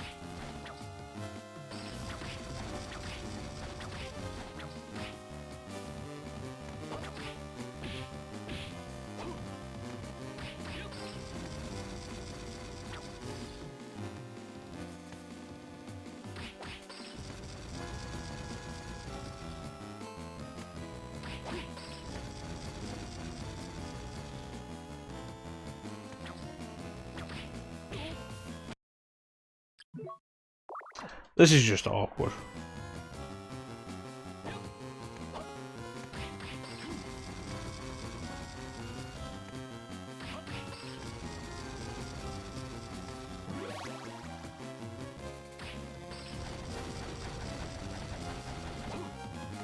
Alright.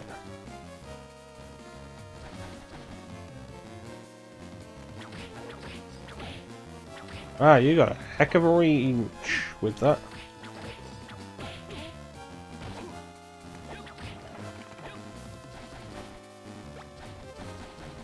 Table.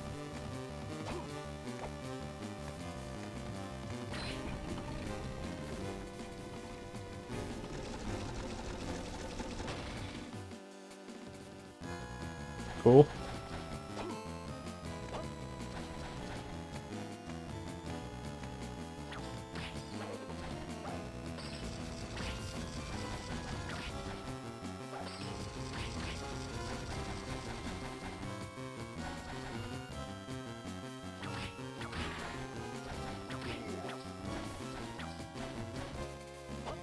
There's a lot of like bones and stuff in this area.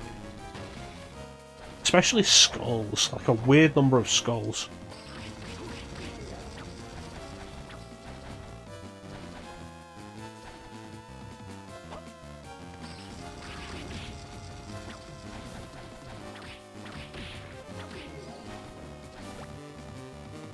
Stuffed stag.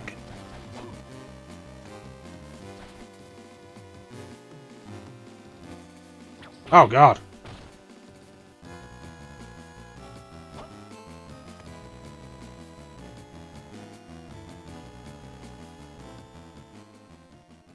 Oh hey Maxim.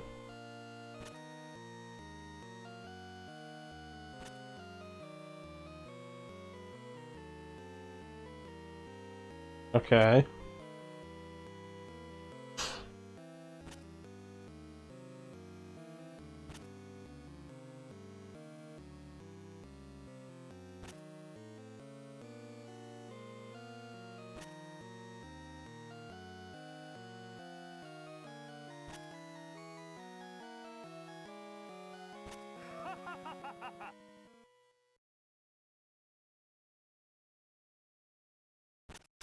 Oh, that was weird.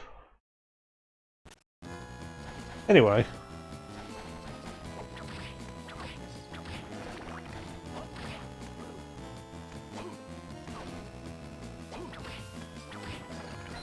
It's interesting that the red skeletons are very gooey in this one. As opposed to just being like blood-covered skeletons. Like, they look like they're just made of liquid. It's an interesting design choice. One that I'm not really against. Like, it's kind of neat.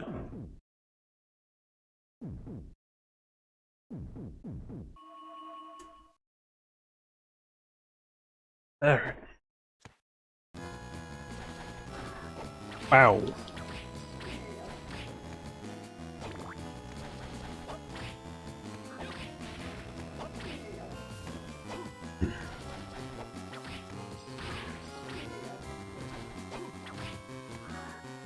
Haha! Missed.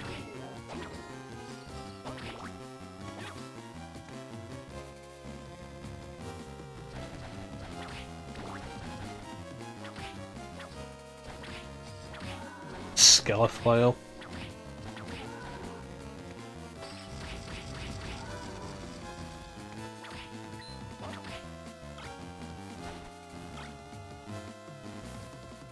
Okay, so what is this?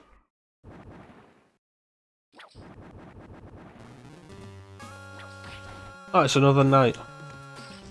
That's kind of dull, actually. What is this, Dark Souls 2?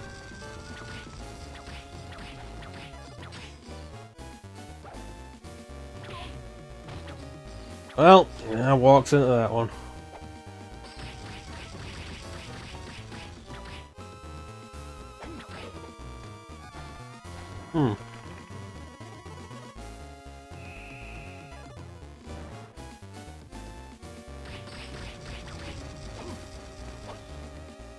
Oh, that was different.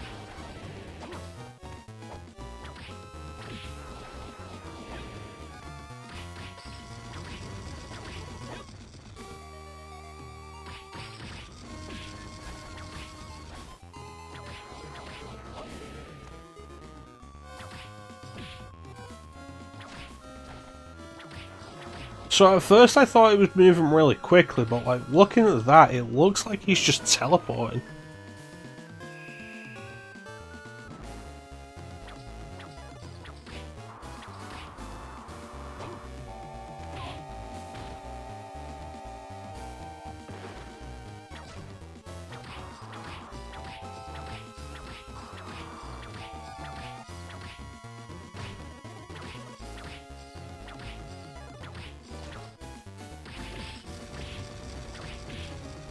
Dude, stop walking into me. Rude.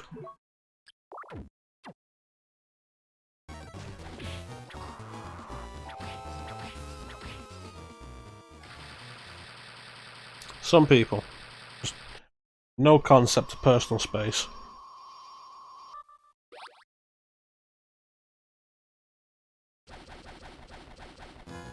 Oh, what is it? Sylph Feather. Yep, that's double jump. Yeah, let's get going. Interesting progression. Like, first movement upgrade slide. Alright, reasonable. Second movement upgrade double jump.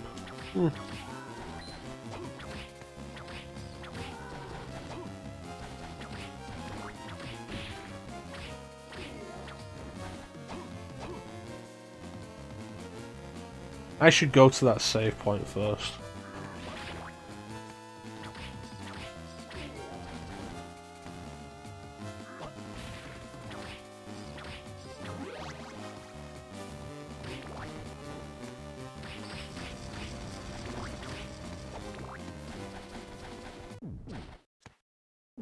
Seems like a good idea.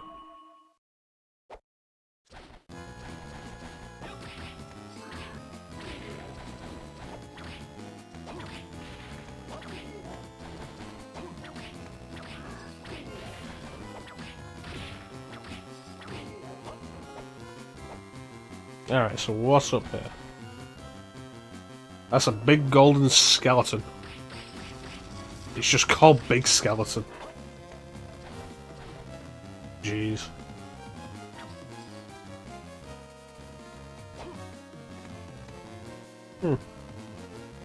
Weird.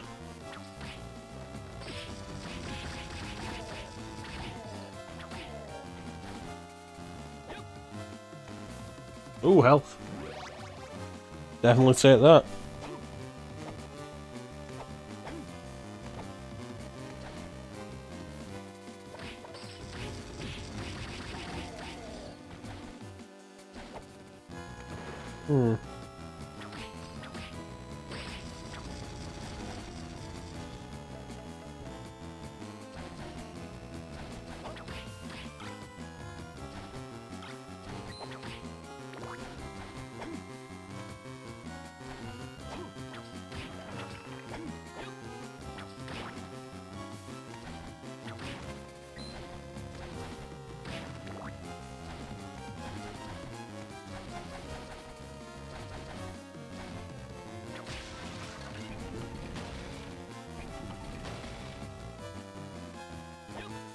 Cool.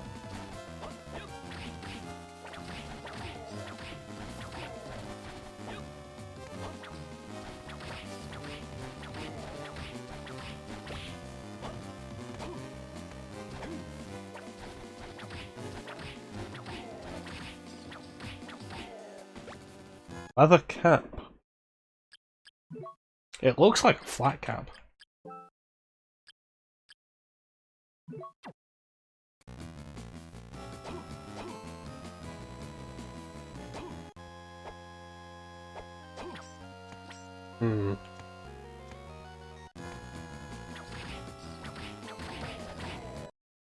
Level 11.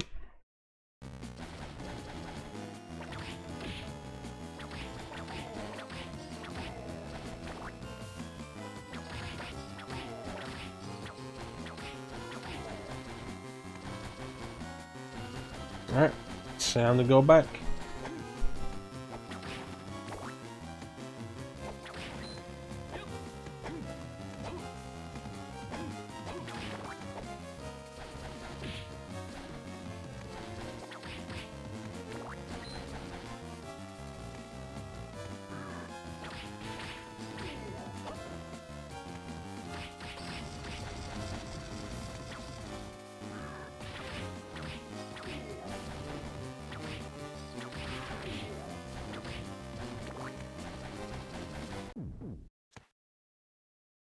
Okay, so double jump opens up quite a few areas for us to go.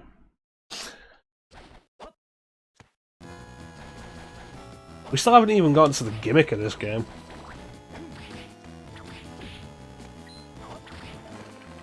Which I think, like, the gimmick of this game, why people are usually kind of down on it. Which is very understandable.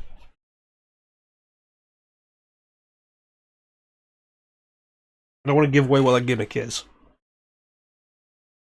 It was probably on the back of the box, though. There's a good chance it was. Alright.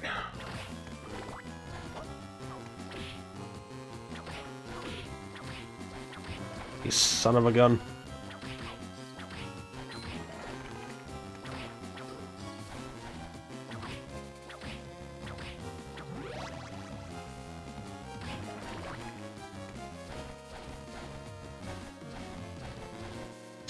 Watch out for the swinging pendulum blade of death. Alright, so...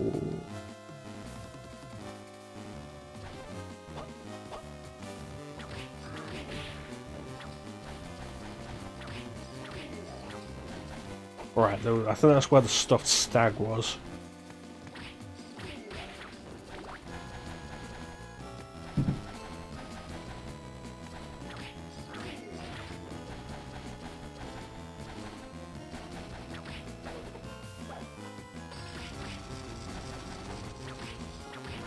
Oh, almost.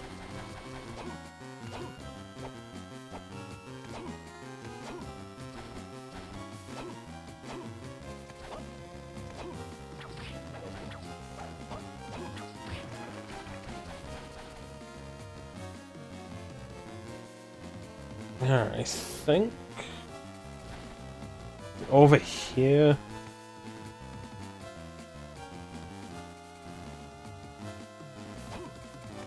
Was there a...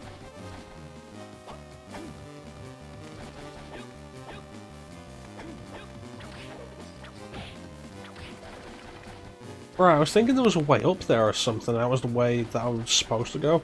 It's like, no, I just got confused. Back to hell, you weird abomination.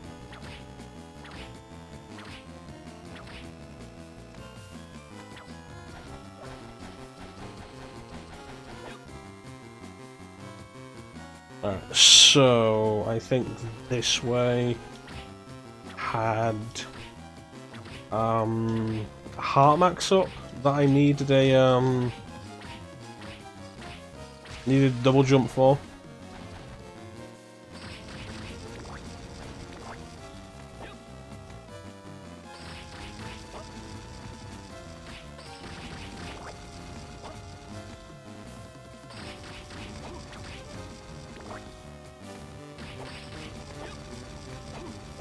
There it is. Oh yeah, that's ominous. It's like, hey, what if Phanto, but like, more terrifying?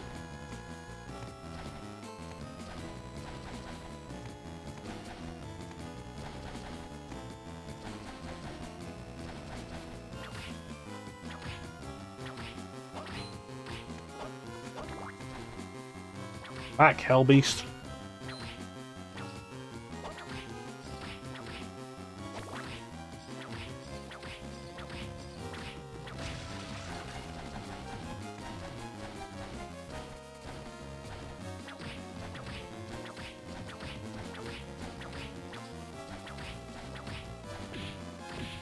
Yeah, the reason I couldn't go forward here is because there was a wall. Oh, it's weird that the wall isn't registered on the map. Hmm. Looks like there's a switch there though, so it's probably lowered from the other side.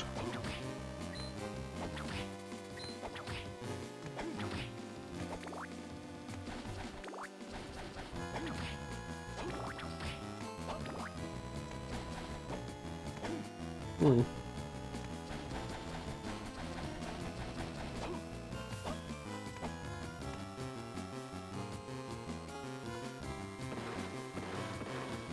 Awesome. I had a thought I was like, could I slide under? I was like, yeah, apparently I can.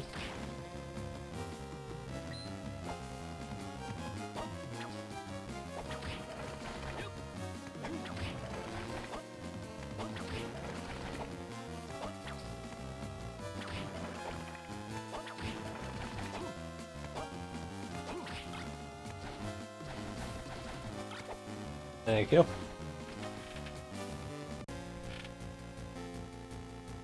Alright, so there are other directions we can go, even before we start looking at the other areas I can use double jump.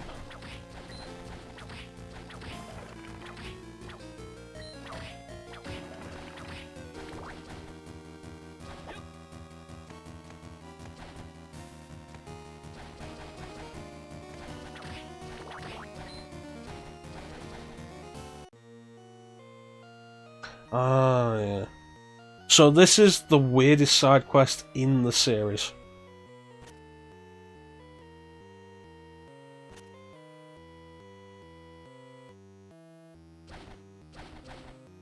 You find furniture throughout the castle and place it in this room to decorate the room.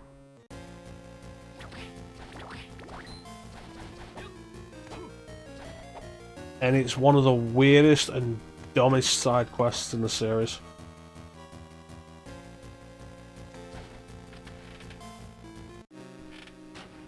Luminous Cavern.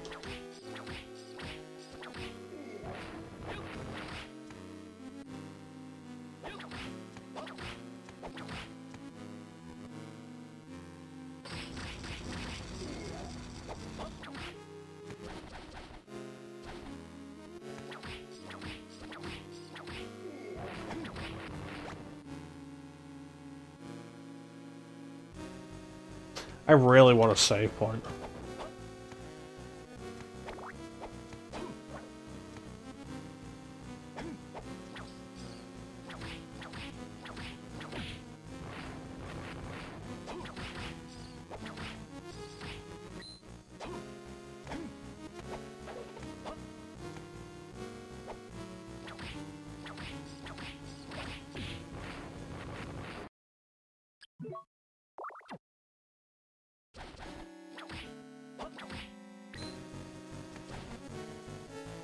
Hey, witch. Surprised there's not even a student witch. Or a witch that turns into a cat.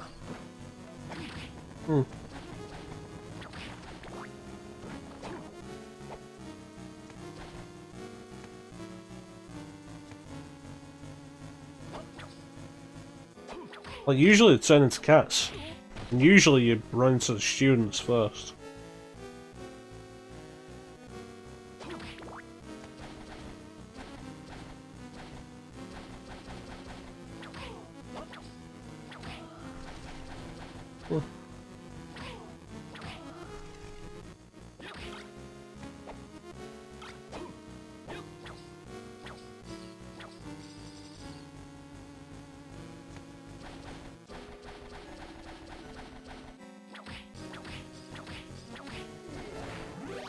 Cool.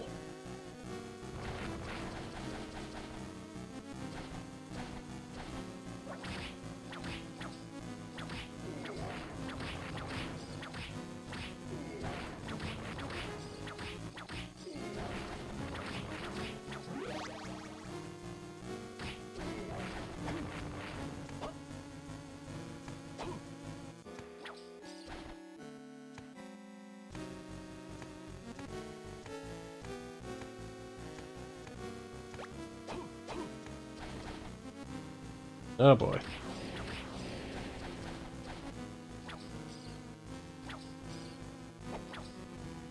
Scarecrows look way more horrific than they did in the Symphony of the Night.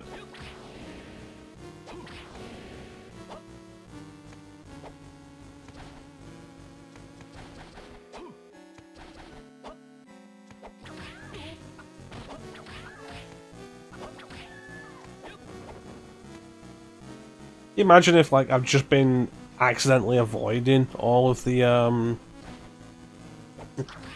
save rooms. Just been, like, going past them. Like, just through sheer bad luck.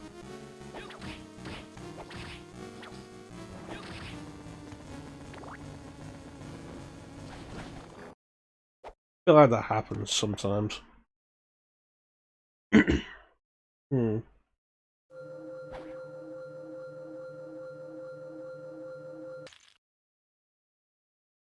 Alright.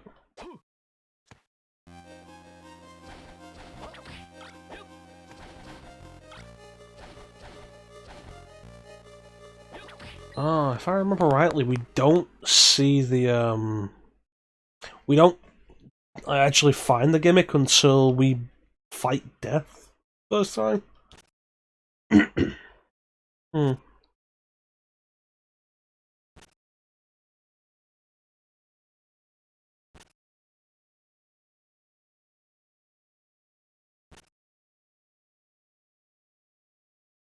Which is weird to leave it that late, because I feel like it probably was on the back of the box.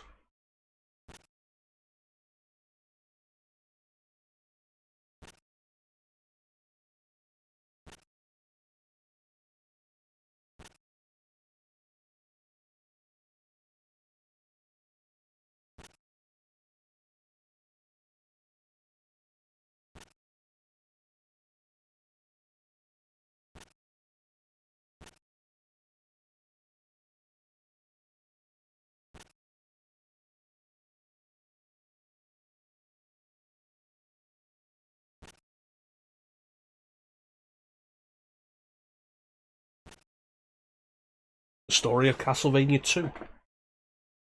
Quest.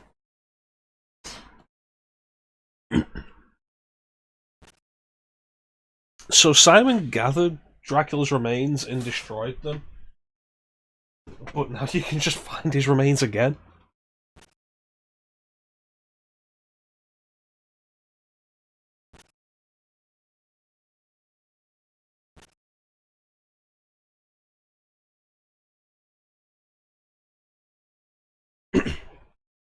It's like, okay, so find Dracula's remains, destroy them, fair enough. But then, like, shouldn't his remains be gone until, like, the next time Dracula pops up?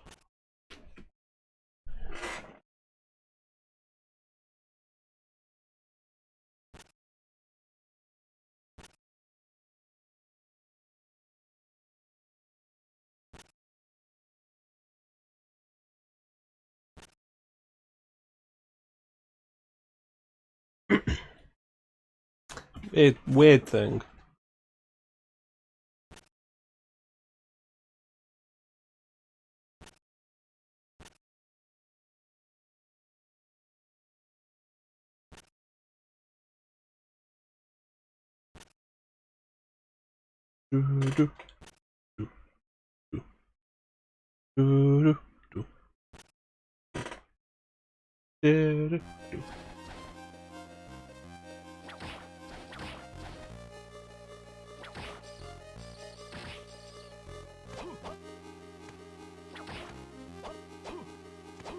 Alright. Really would like to find the save point. That's a big one up there.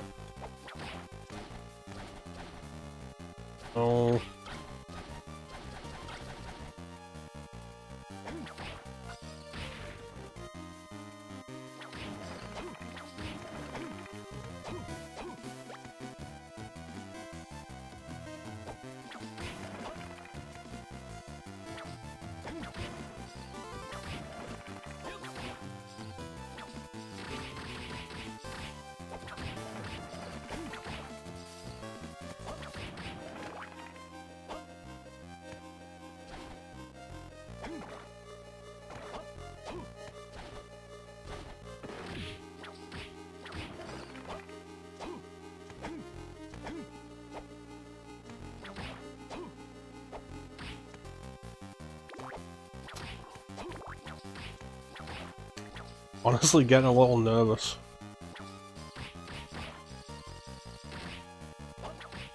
The cloud effect is nice. Chapel of Dissonance. Ouch.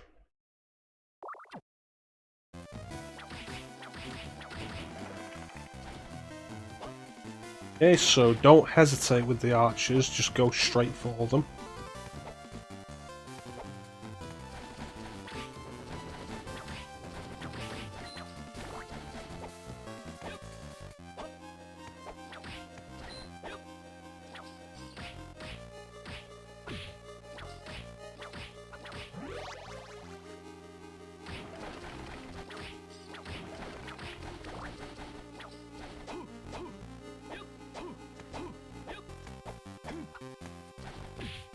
So those arrows go fast, but you can deflect them, which is good to know.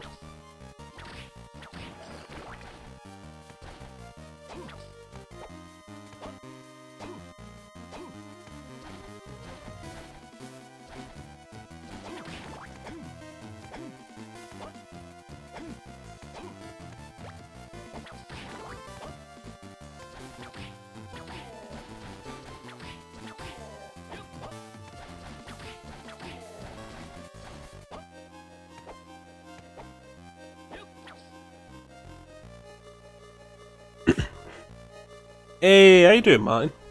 Welcome on in. You missed Clem. Clem's gone to his award show for boys. I don't know what they're awarding for. It's probably bowling though.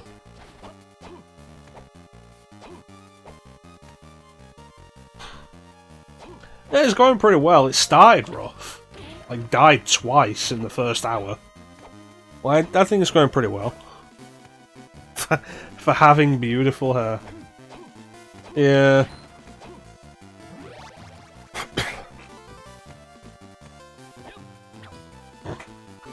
We have to destroy Clem by destroying his hair. That could be a fun skit. I'll have to work on that. Ooh, a cloak.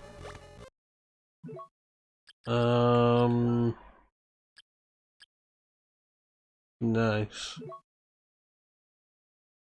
His one weakness. If we shave him, he'll be powerless. He won't have a life anymore.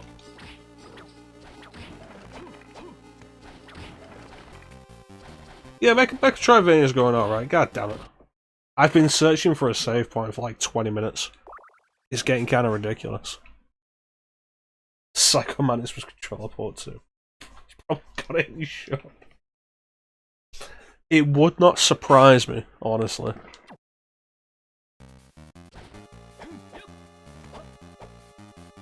Ah, it's a relic up there. I know it is. That's like the Eye of Vlad. The days before you could mark the map.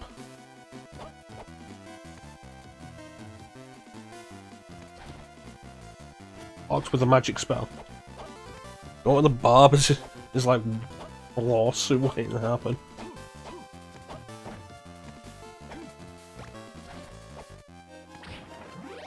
Absolutely crazy though. You've never played Castlevania. Well, now's a good time to get into it. Like, presumably you've got a PS4. So I'm playing this on Switch, but like, presumably you've got a PS4.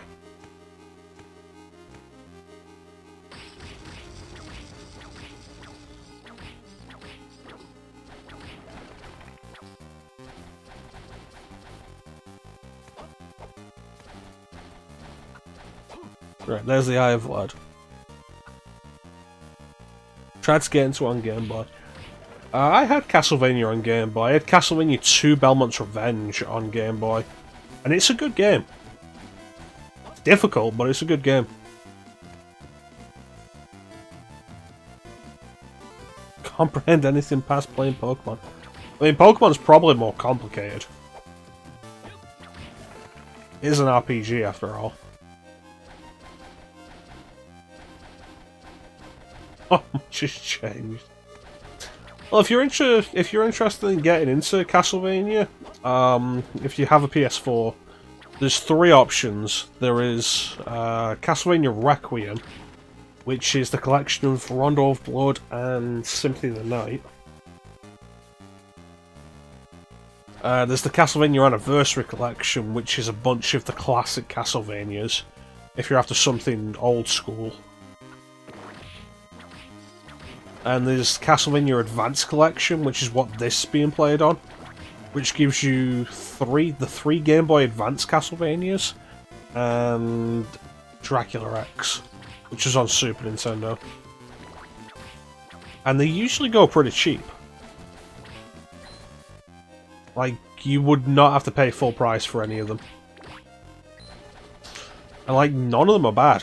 Like, none of them are bad collections.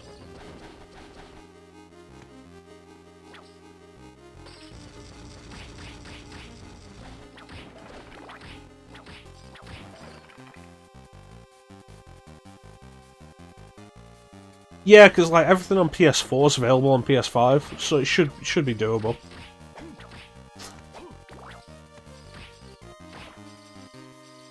Like, if you're into the Metroidvania idea, like, if you played stuff like, I don't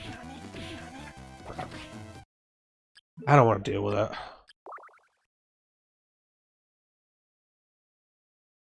If you played stuff like Shaun or Hollow Knight, or, like, not that. Or, like, anything like that, you'd probably be into the Metroidvania Castlevanias.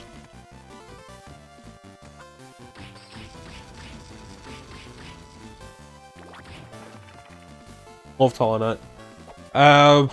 Worse combat, better exploration in Castlevania. Still not found a save point. Like, there's a boss door right there. Not found a save point.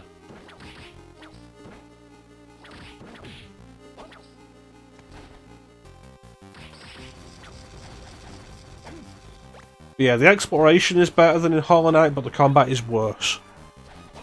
But, like, combat is the main thing that Hollow Knight really got right, though, so I think it's fair enough.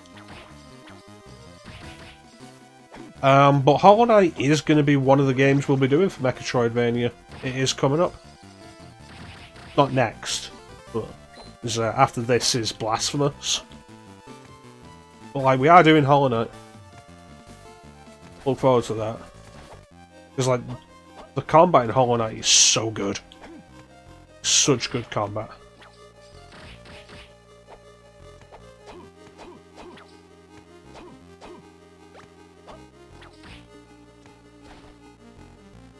You've played Blasphemous? Excellent. That is coming up next. That'll be after we finish Harmony of Dissonance.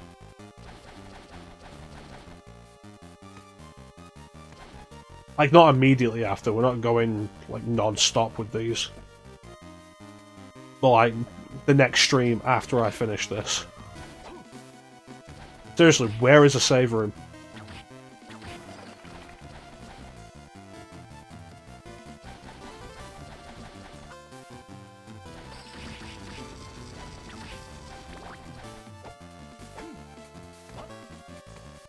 "48-hour stream."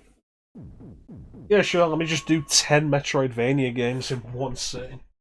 It's fine. I'm not in work tomorrow, I'm in work on Thursday, though. Let me just not sleep for 2 days and then go straight into work. Okay, that's not gonna break like that.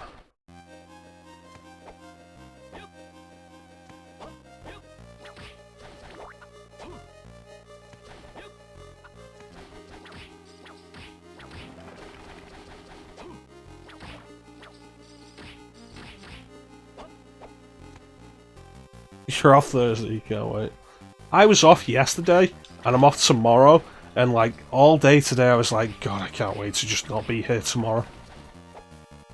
Which, like, I think that's just, it's really bad. And I've got a 6-day streak coming up after tomorrow. Which, like,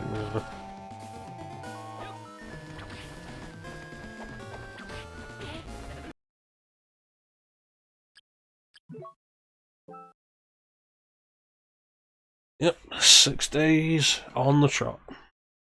Yeah.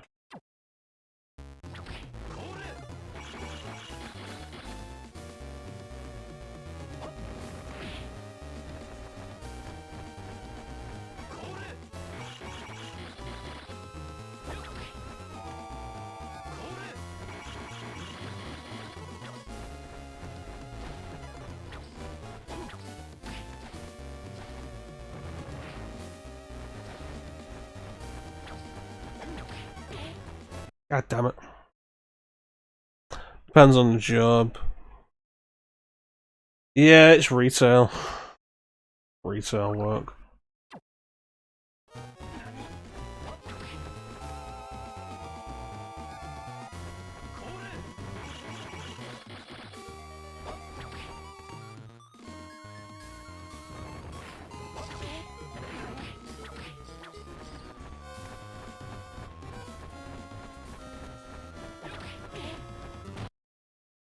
The hitbox on this feels like really weird. Also retail? Yeah, I feel that.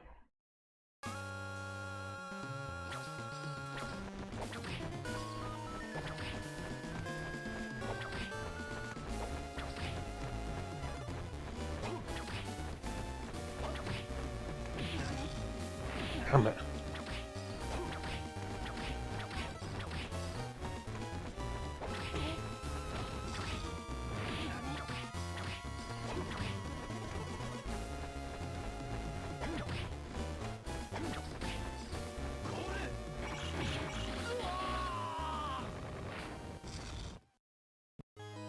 Delegate the shitty tasks to the rest. That's fair. Alright, back into it. I completely forgot this thing has save states.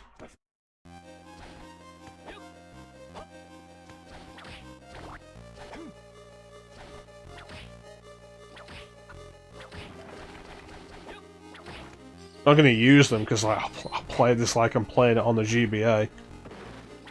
My pride demands no less. But hey, you love Castlevania, don't you? Yeah, like I'm gonna use save states. No, because then like people might make fun of me. Alright.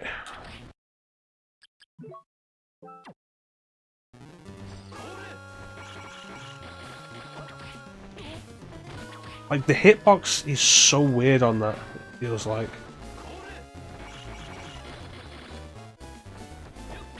Like it extends out further than its legs, I think. Like the legs look really thin, but the hitbox is more of a square than being pixel perfect.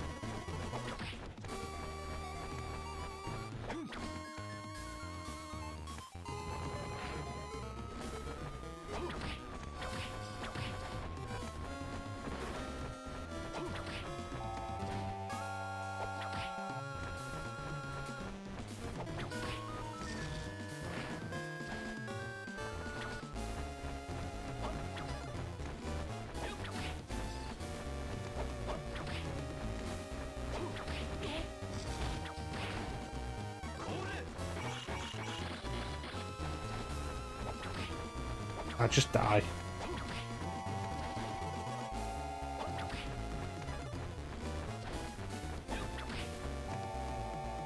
You know, the axe would be a great sub-weapon for this fight. And just spamming the axe like crazy.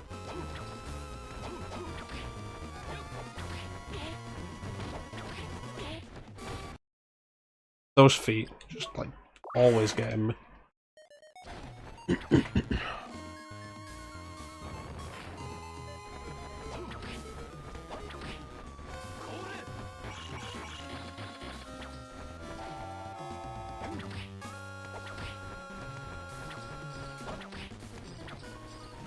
Oh, there it is.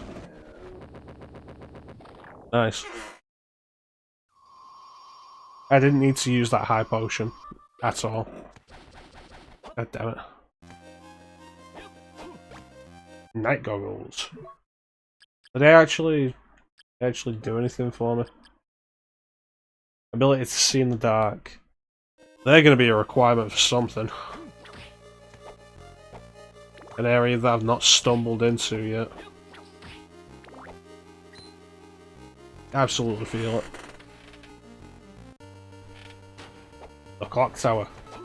Oh god.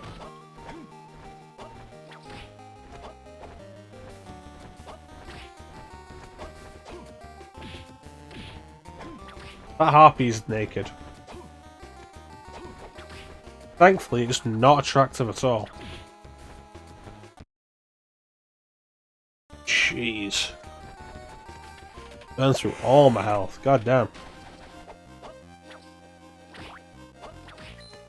Oh yeah, let me turn the spellbook off.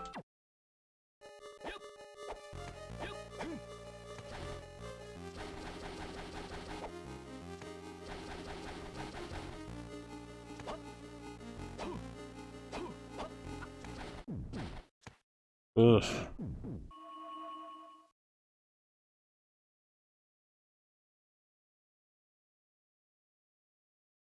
Alright. Back at it. I have not been down here. Fountain.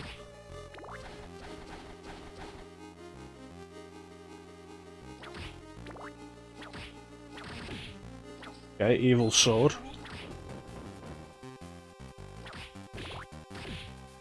Okay, seriously?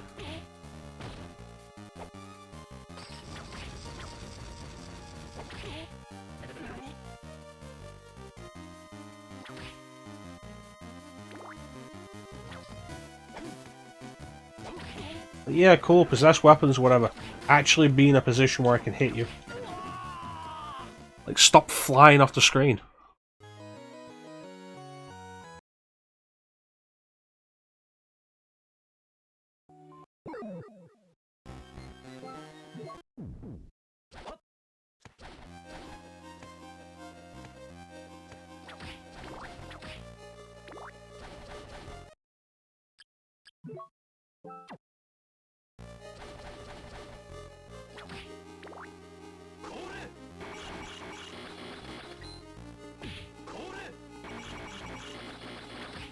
That's right.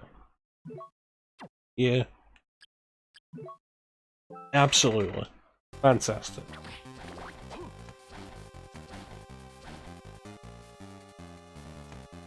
Oh, there we go. That'll be where I needed to use these.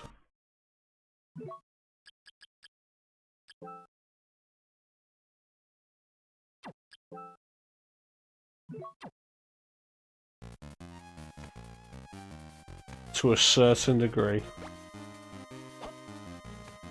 Oh, God.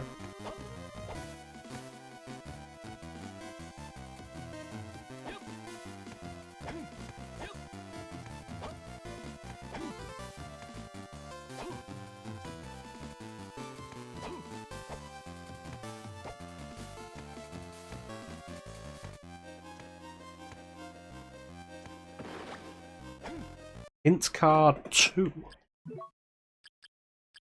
Eyes of the goddess statue point to a secret passage. Interesting.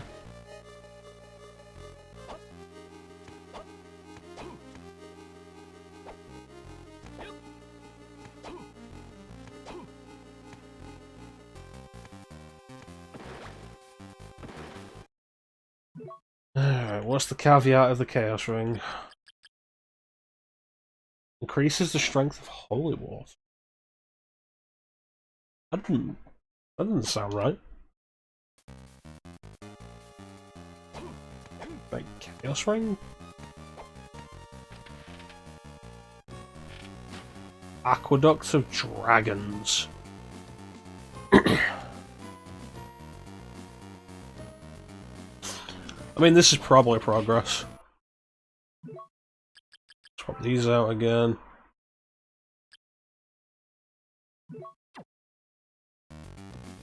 Item designed to protect the user's face.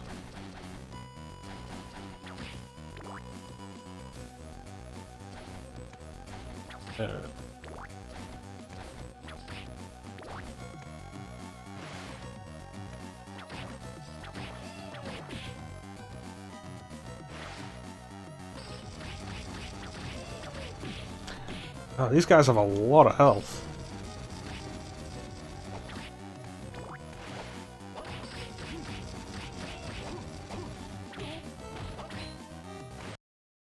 Yikes.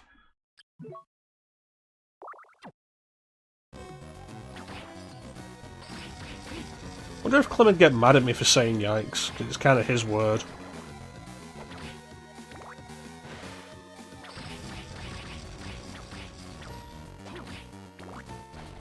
Probably not. Oh god, a gold one. Level up. Oh dear. Oh dear.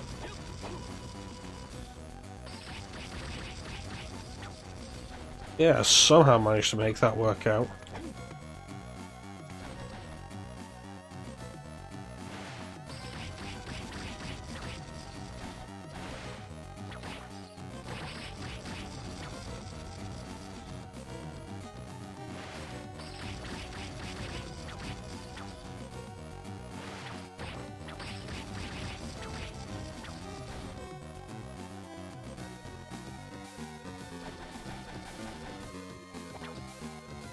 Ooh, bluestone.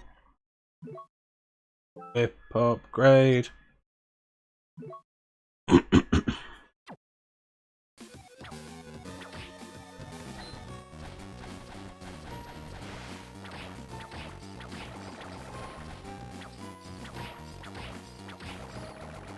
Interesting that the water types would be weak to ice and not fire. Hmm. Yeah, that's a bad idea.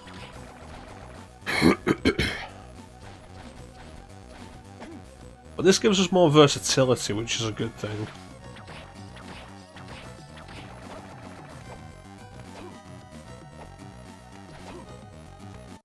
Save room!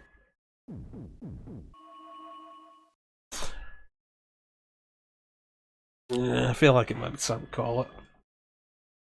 Hmm.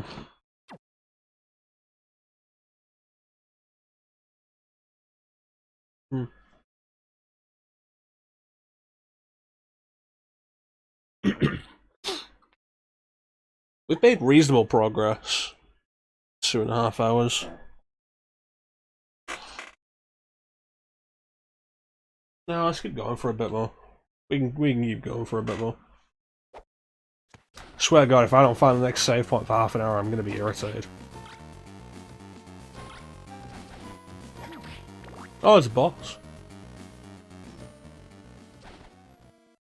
Cool.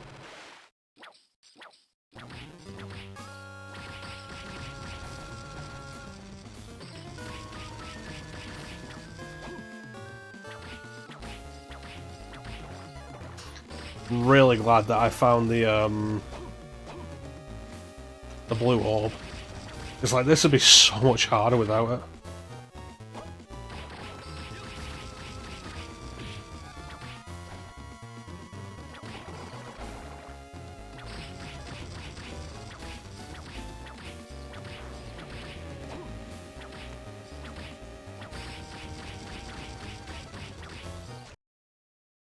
I will definitely say though, like, the bosses so far have been so uninspired and boring.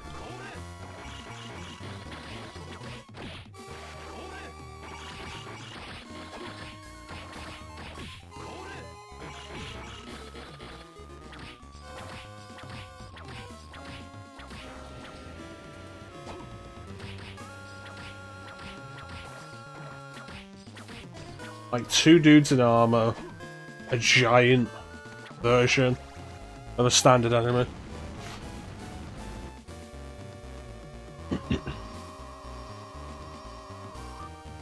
The giant bat, which is pretty standard. Like, Circle of the Moon had pretty dull boss designs as well.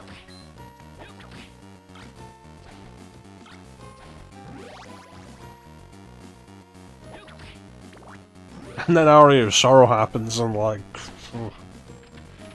those bosses, like those are interesting designs. So many of them as well, like below. They bring the Legion back, like Legion isn't original to Aria of Sorrow, they bring it back, it's a returning thing. But like the build up to Legion in Aria of Sorrow is so good.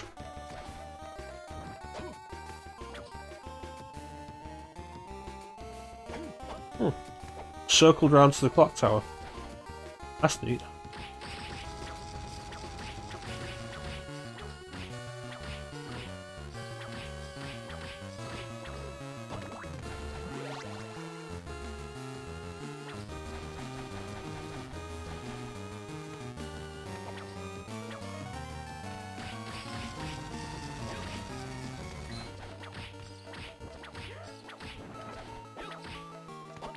That's actually a fair point, Martin. Like, if you want to play a Castlevania, like, recommend a place to start.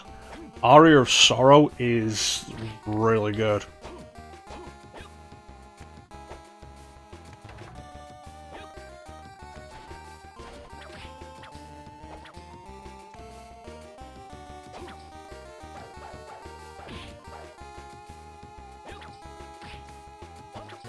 Honestly, such a good game. So well designed, so much fun, the soul system is really good. Looks great, sounds great, plays great. Like, honestly, there's very little you can do better than Aria of Sorrow in the series.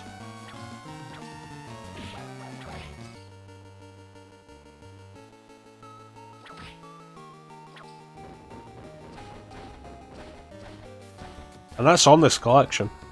Like, you know, that's really good.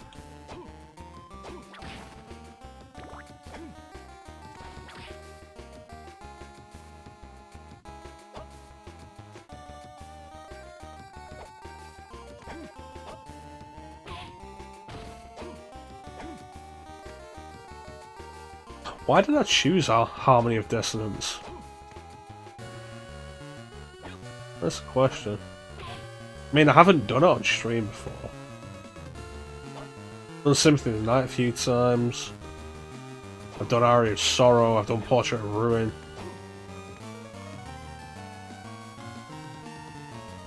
Hey! How you doing, Kira? That was definitely worth not ending the stream when I said it right.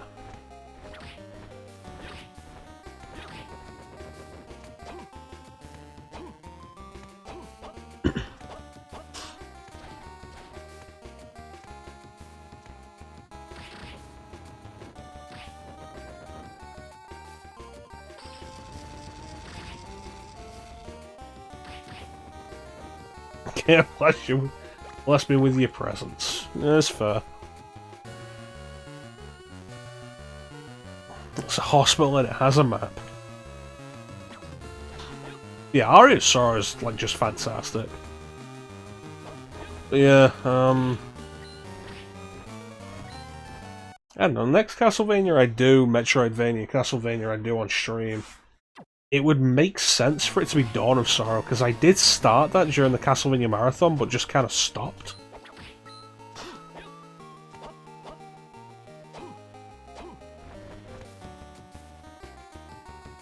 Please just give me another save room. Harpies are everywhere. Help me.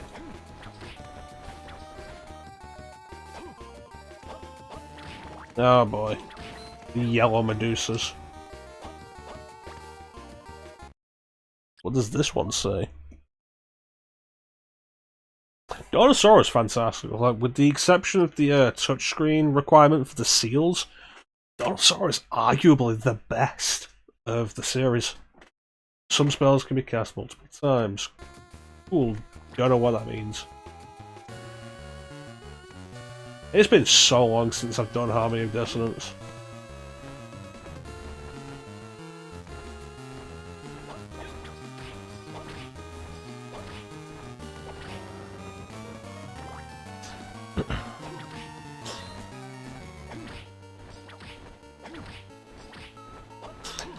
Yeah, I quit doing Dawn of Sorrow on the stream for a couple of reasons. Like, I just immediately come off of Aria of Sorrow. It was during the Castlevania Marathon, oh god.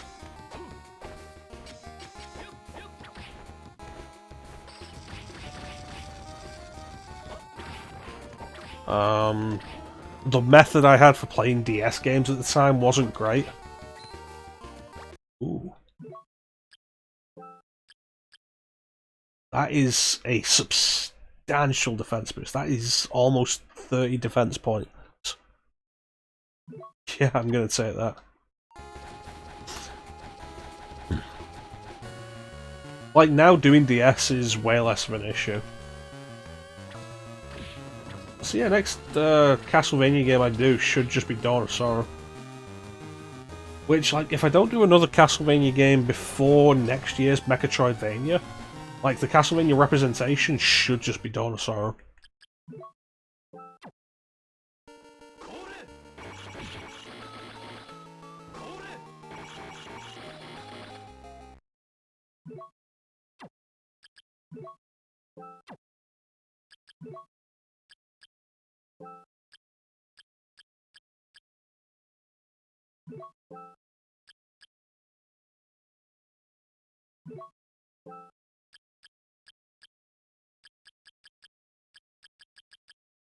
Awesome.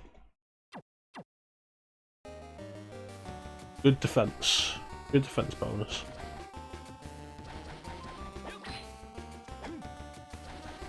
Yeah, Dawn of Sorrow is really good. Oh no. I don't want to use an elixir here.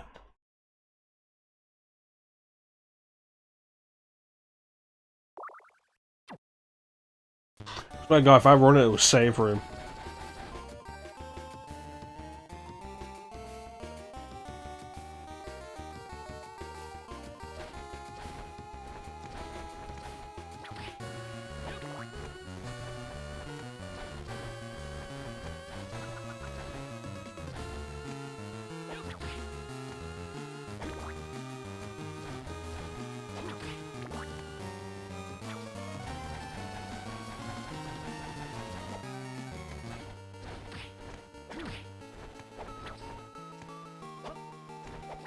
But yeah. Do Dawn of Sorrow, and then that leaves us with like Metroidvania style Castlevanias that I've not done on stream. Circle the Moon, Order of Ecclesia,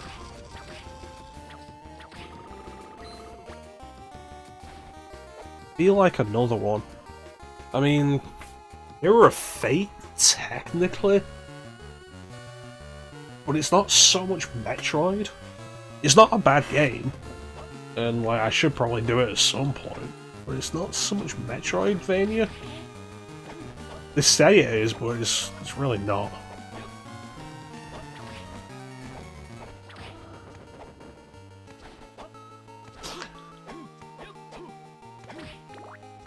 Although the company that did it, Mercury Steam, like they went on to do Metroid Samus Returns and then Metroid Dread, which like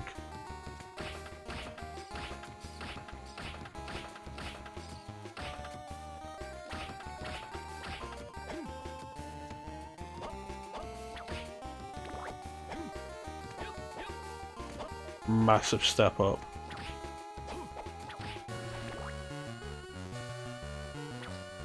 Really, I'm looking forward to doing Metroid Dread again.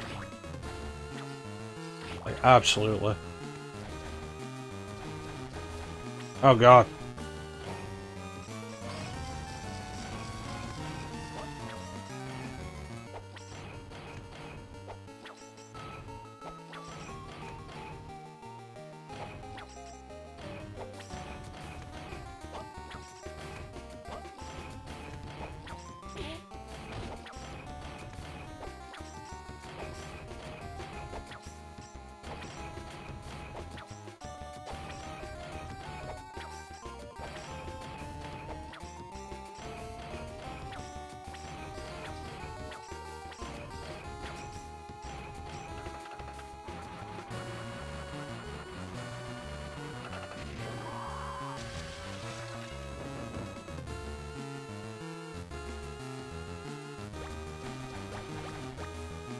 That was probably horrifying.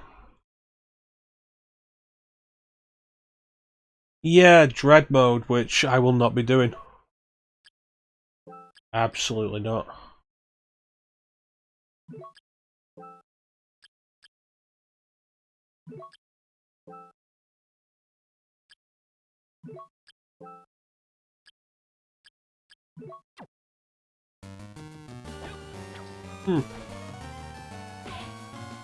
Interesting, no kind of caveat for that. Surprising. But the Guardian armor is better.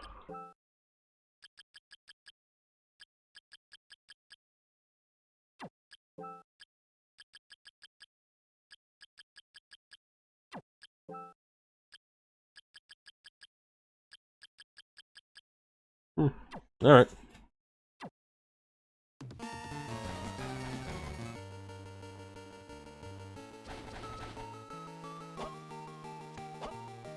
Yeah, I've no interest in doing dread mode. You know me, challenge modes don't really interest me.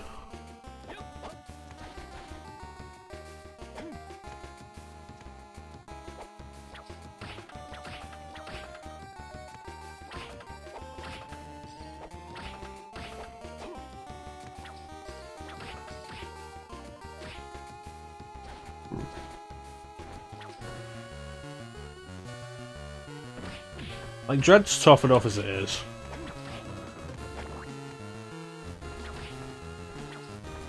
You want to make it harder, like, hard mode is fine. Dread mode's just like, nah. Boss rush is a nice idea, though. There we go, save point, jeez. Boss rush is a nice idea. Definitely.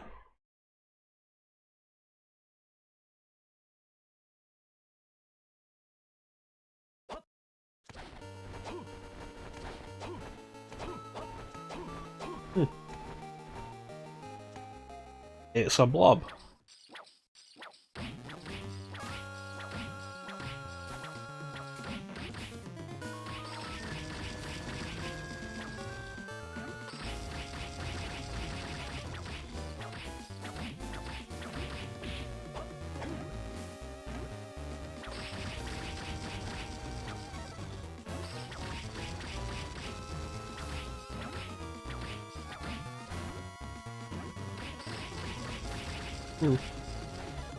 I like how it gets smaller.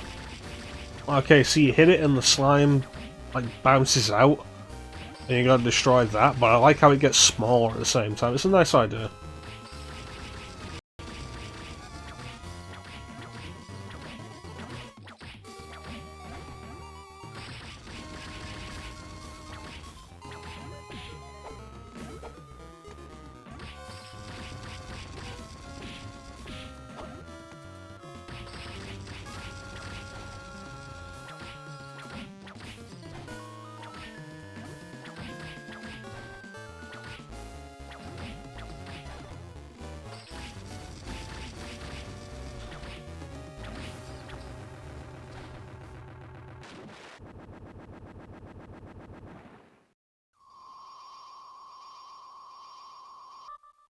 Success! Go away.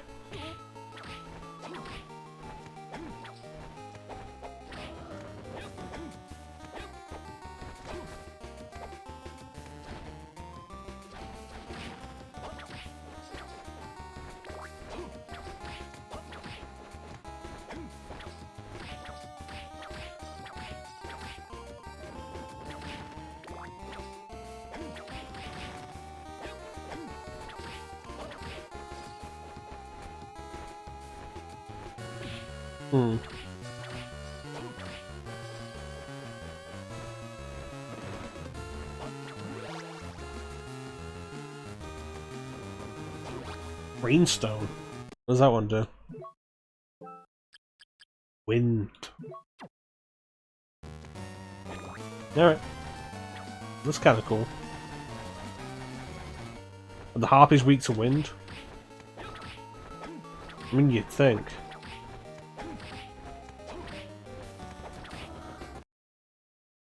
That was 7 attacks as opposed to the 3 that they were previously taken. Not the 3, the 4 they were previously taken. Like, let's go back to what we were doing before.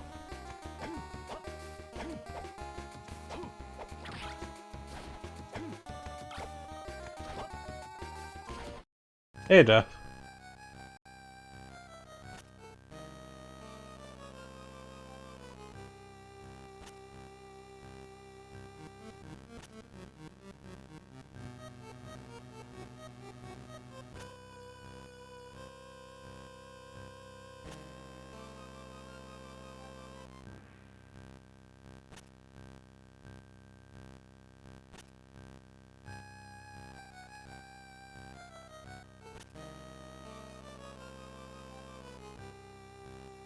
Creation of Maxim's will.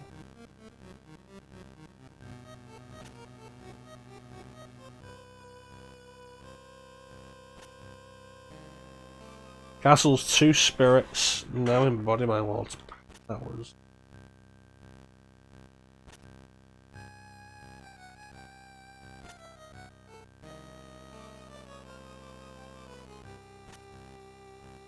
Huh.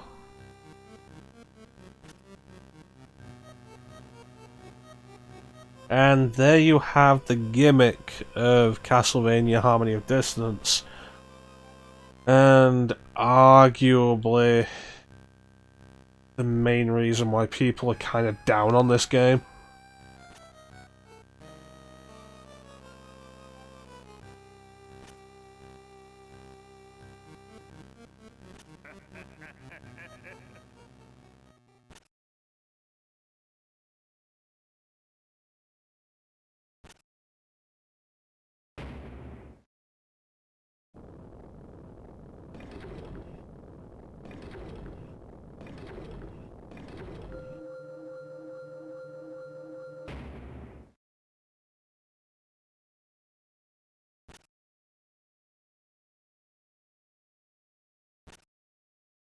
Two castles. Castles A and B.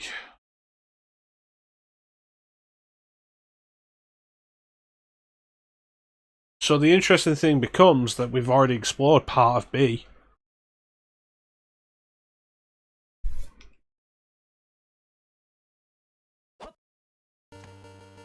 But, like, a bunch of the areas overlap, and you end up with the usual issue of, like, dual world gameplay of having to explore everywhere twice.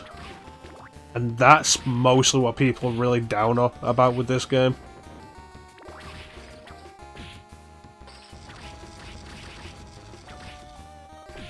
Which, honestly, I can't blame them for.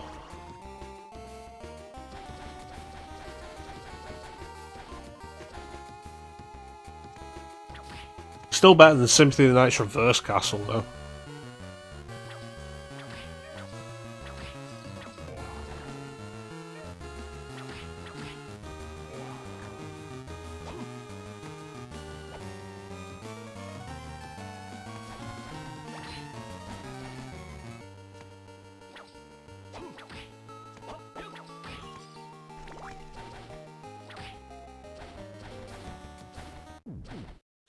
Yeah, so I think we will call it this time.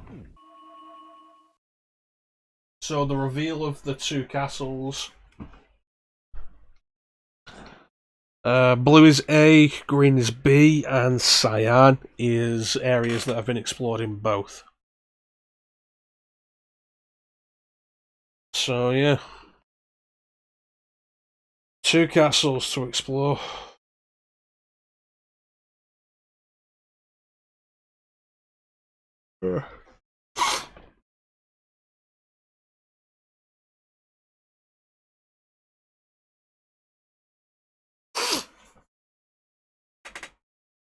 Not awful. It's not an awful game. Weaker game in a series full of good games, I guess.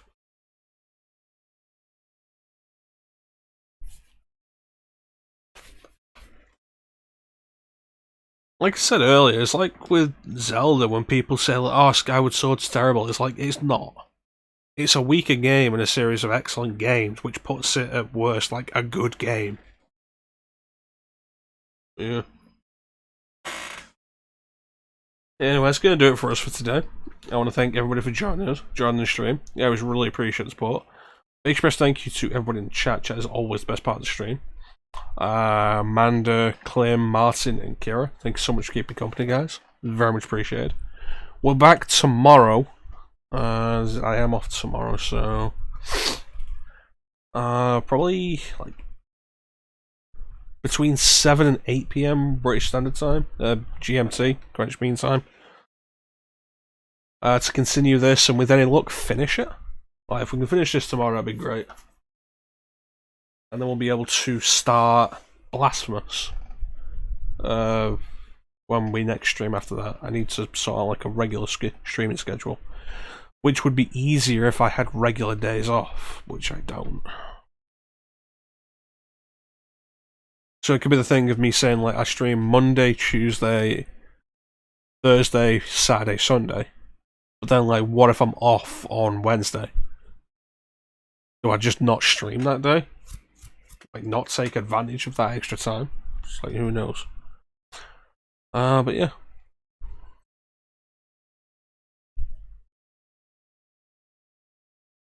So yeah, that's pretty much it.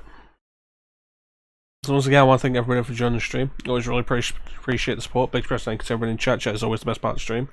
Back tomorrow, it's between 7 and 8 PM Greenwich Mean Time GMT. But with that, thank you all for watching. Have yourselves a fantastic time of day, and take care. Catch you next time, guys. Bye.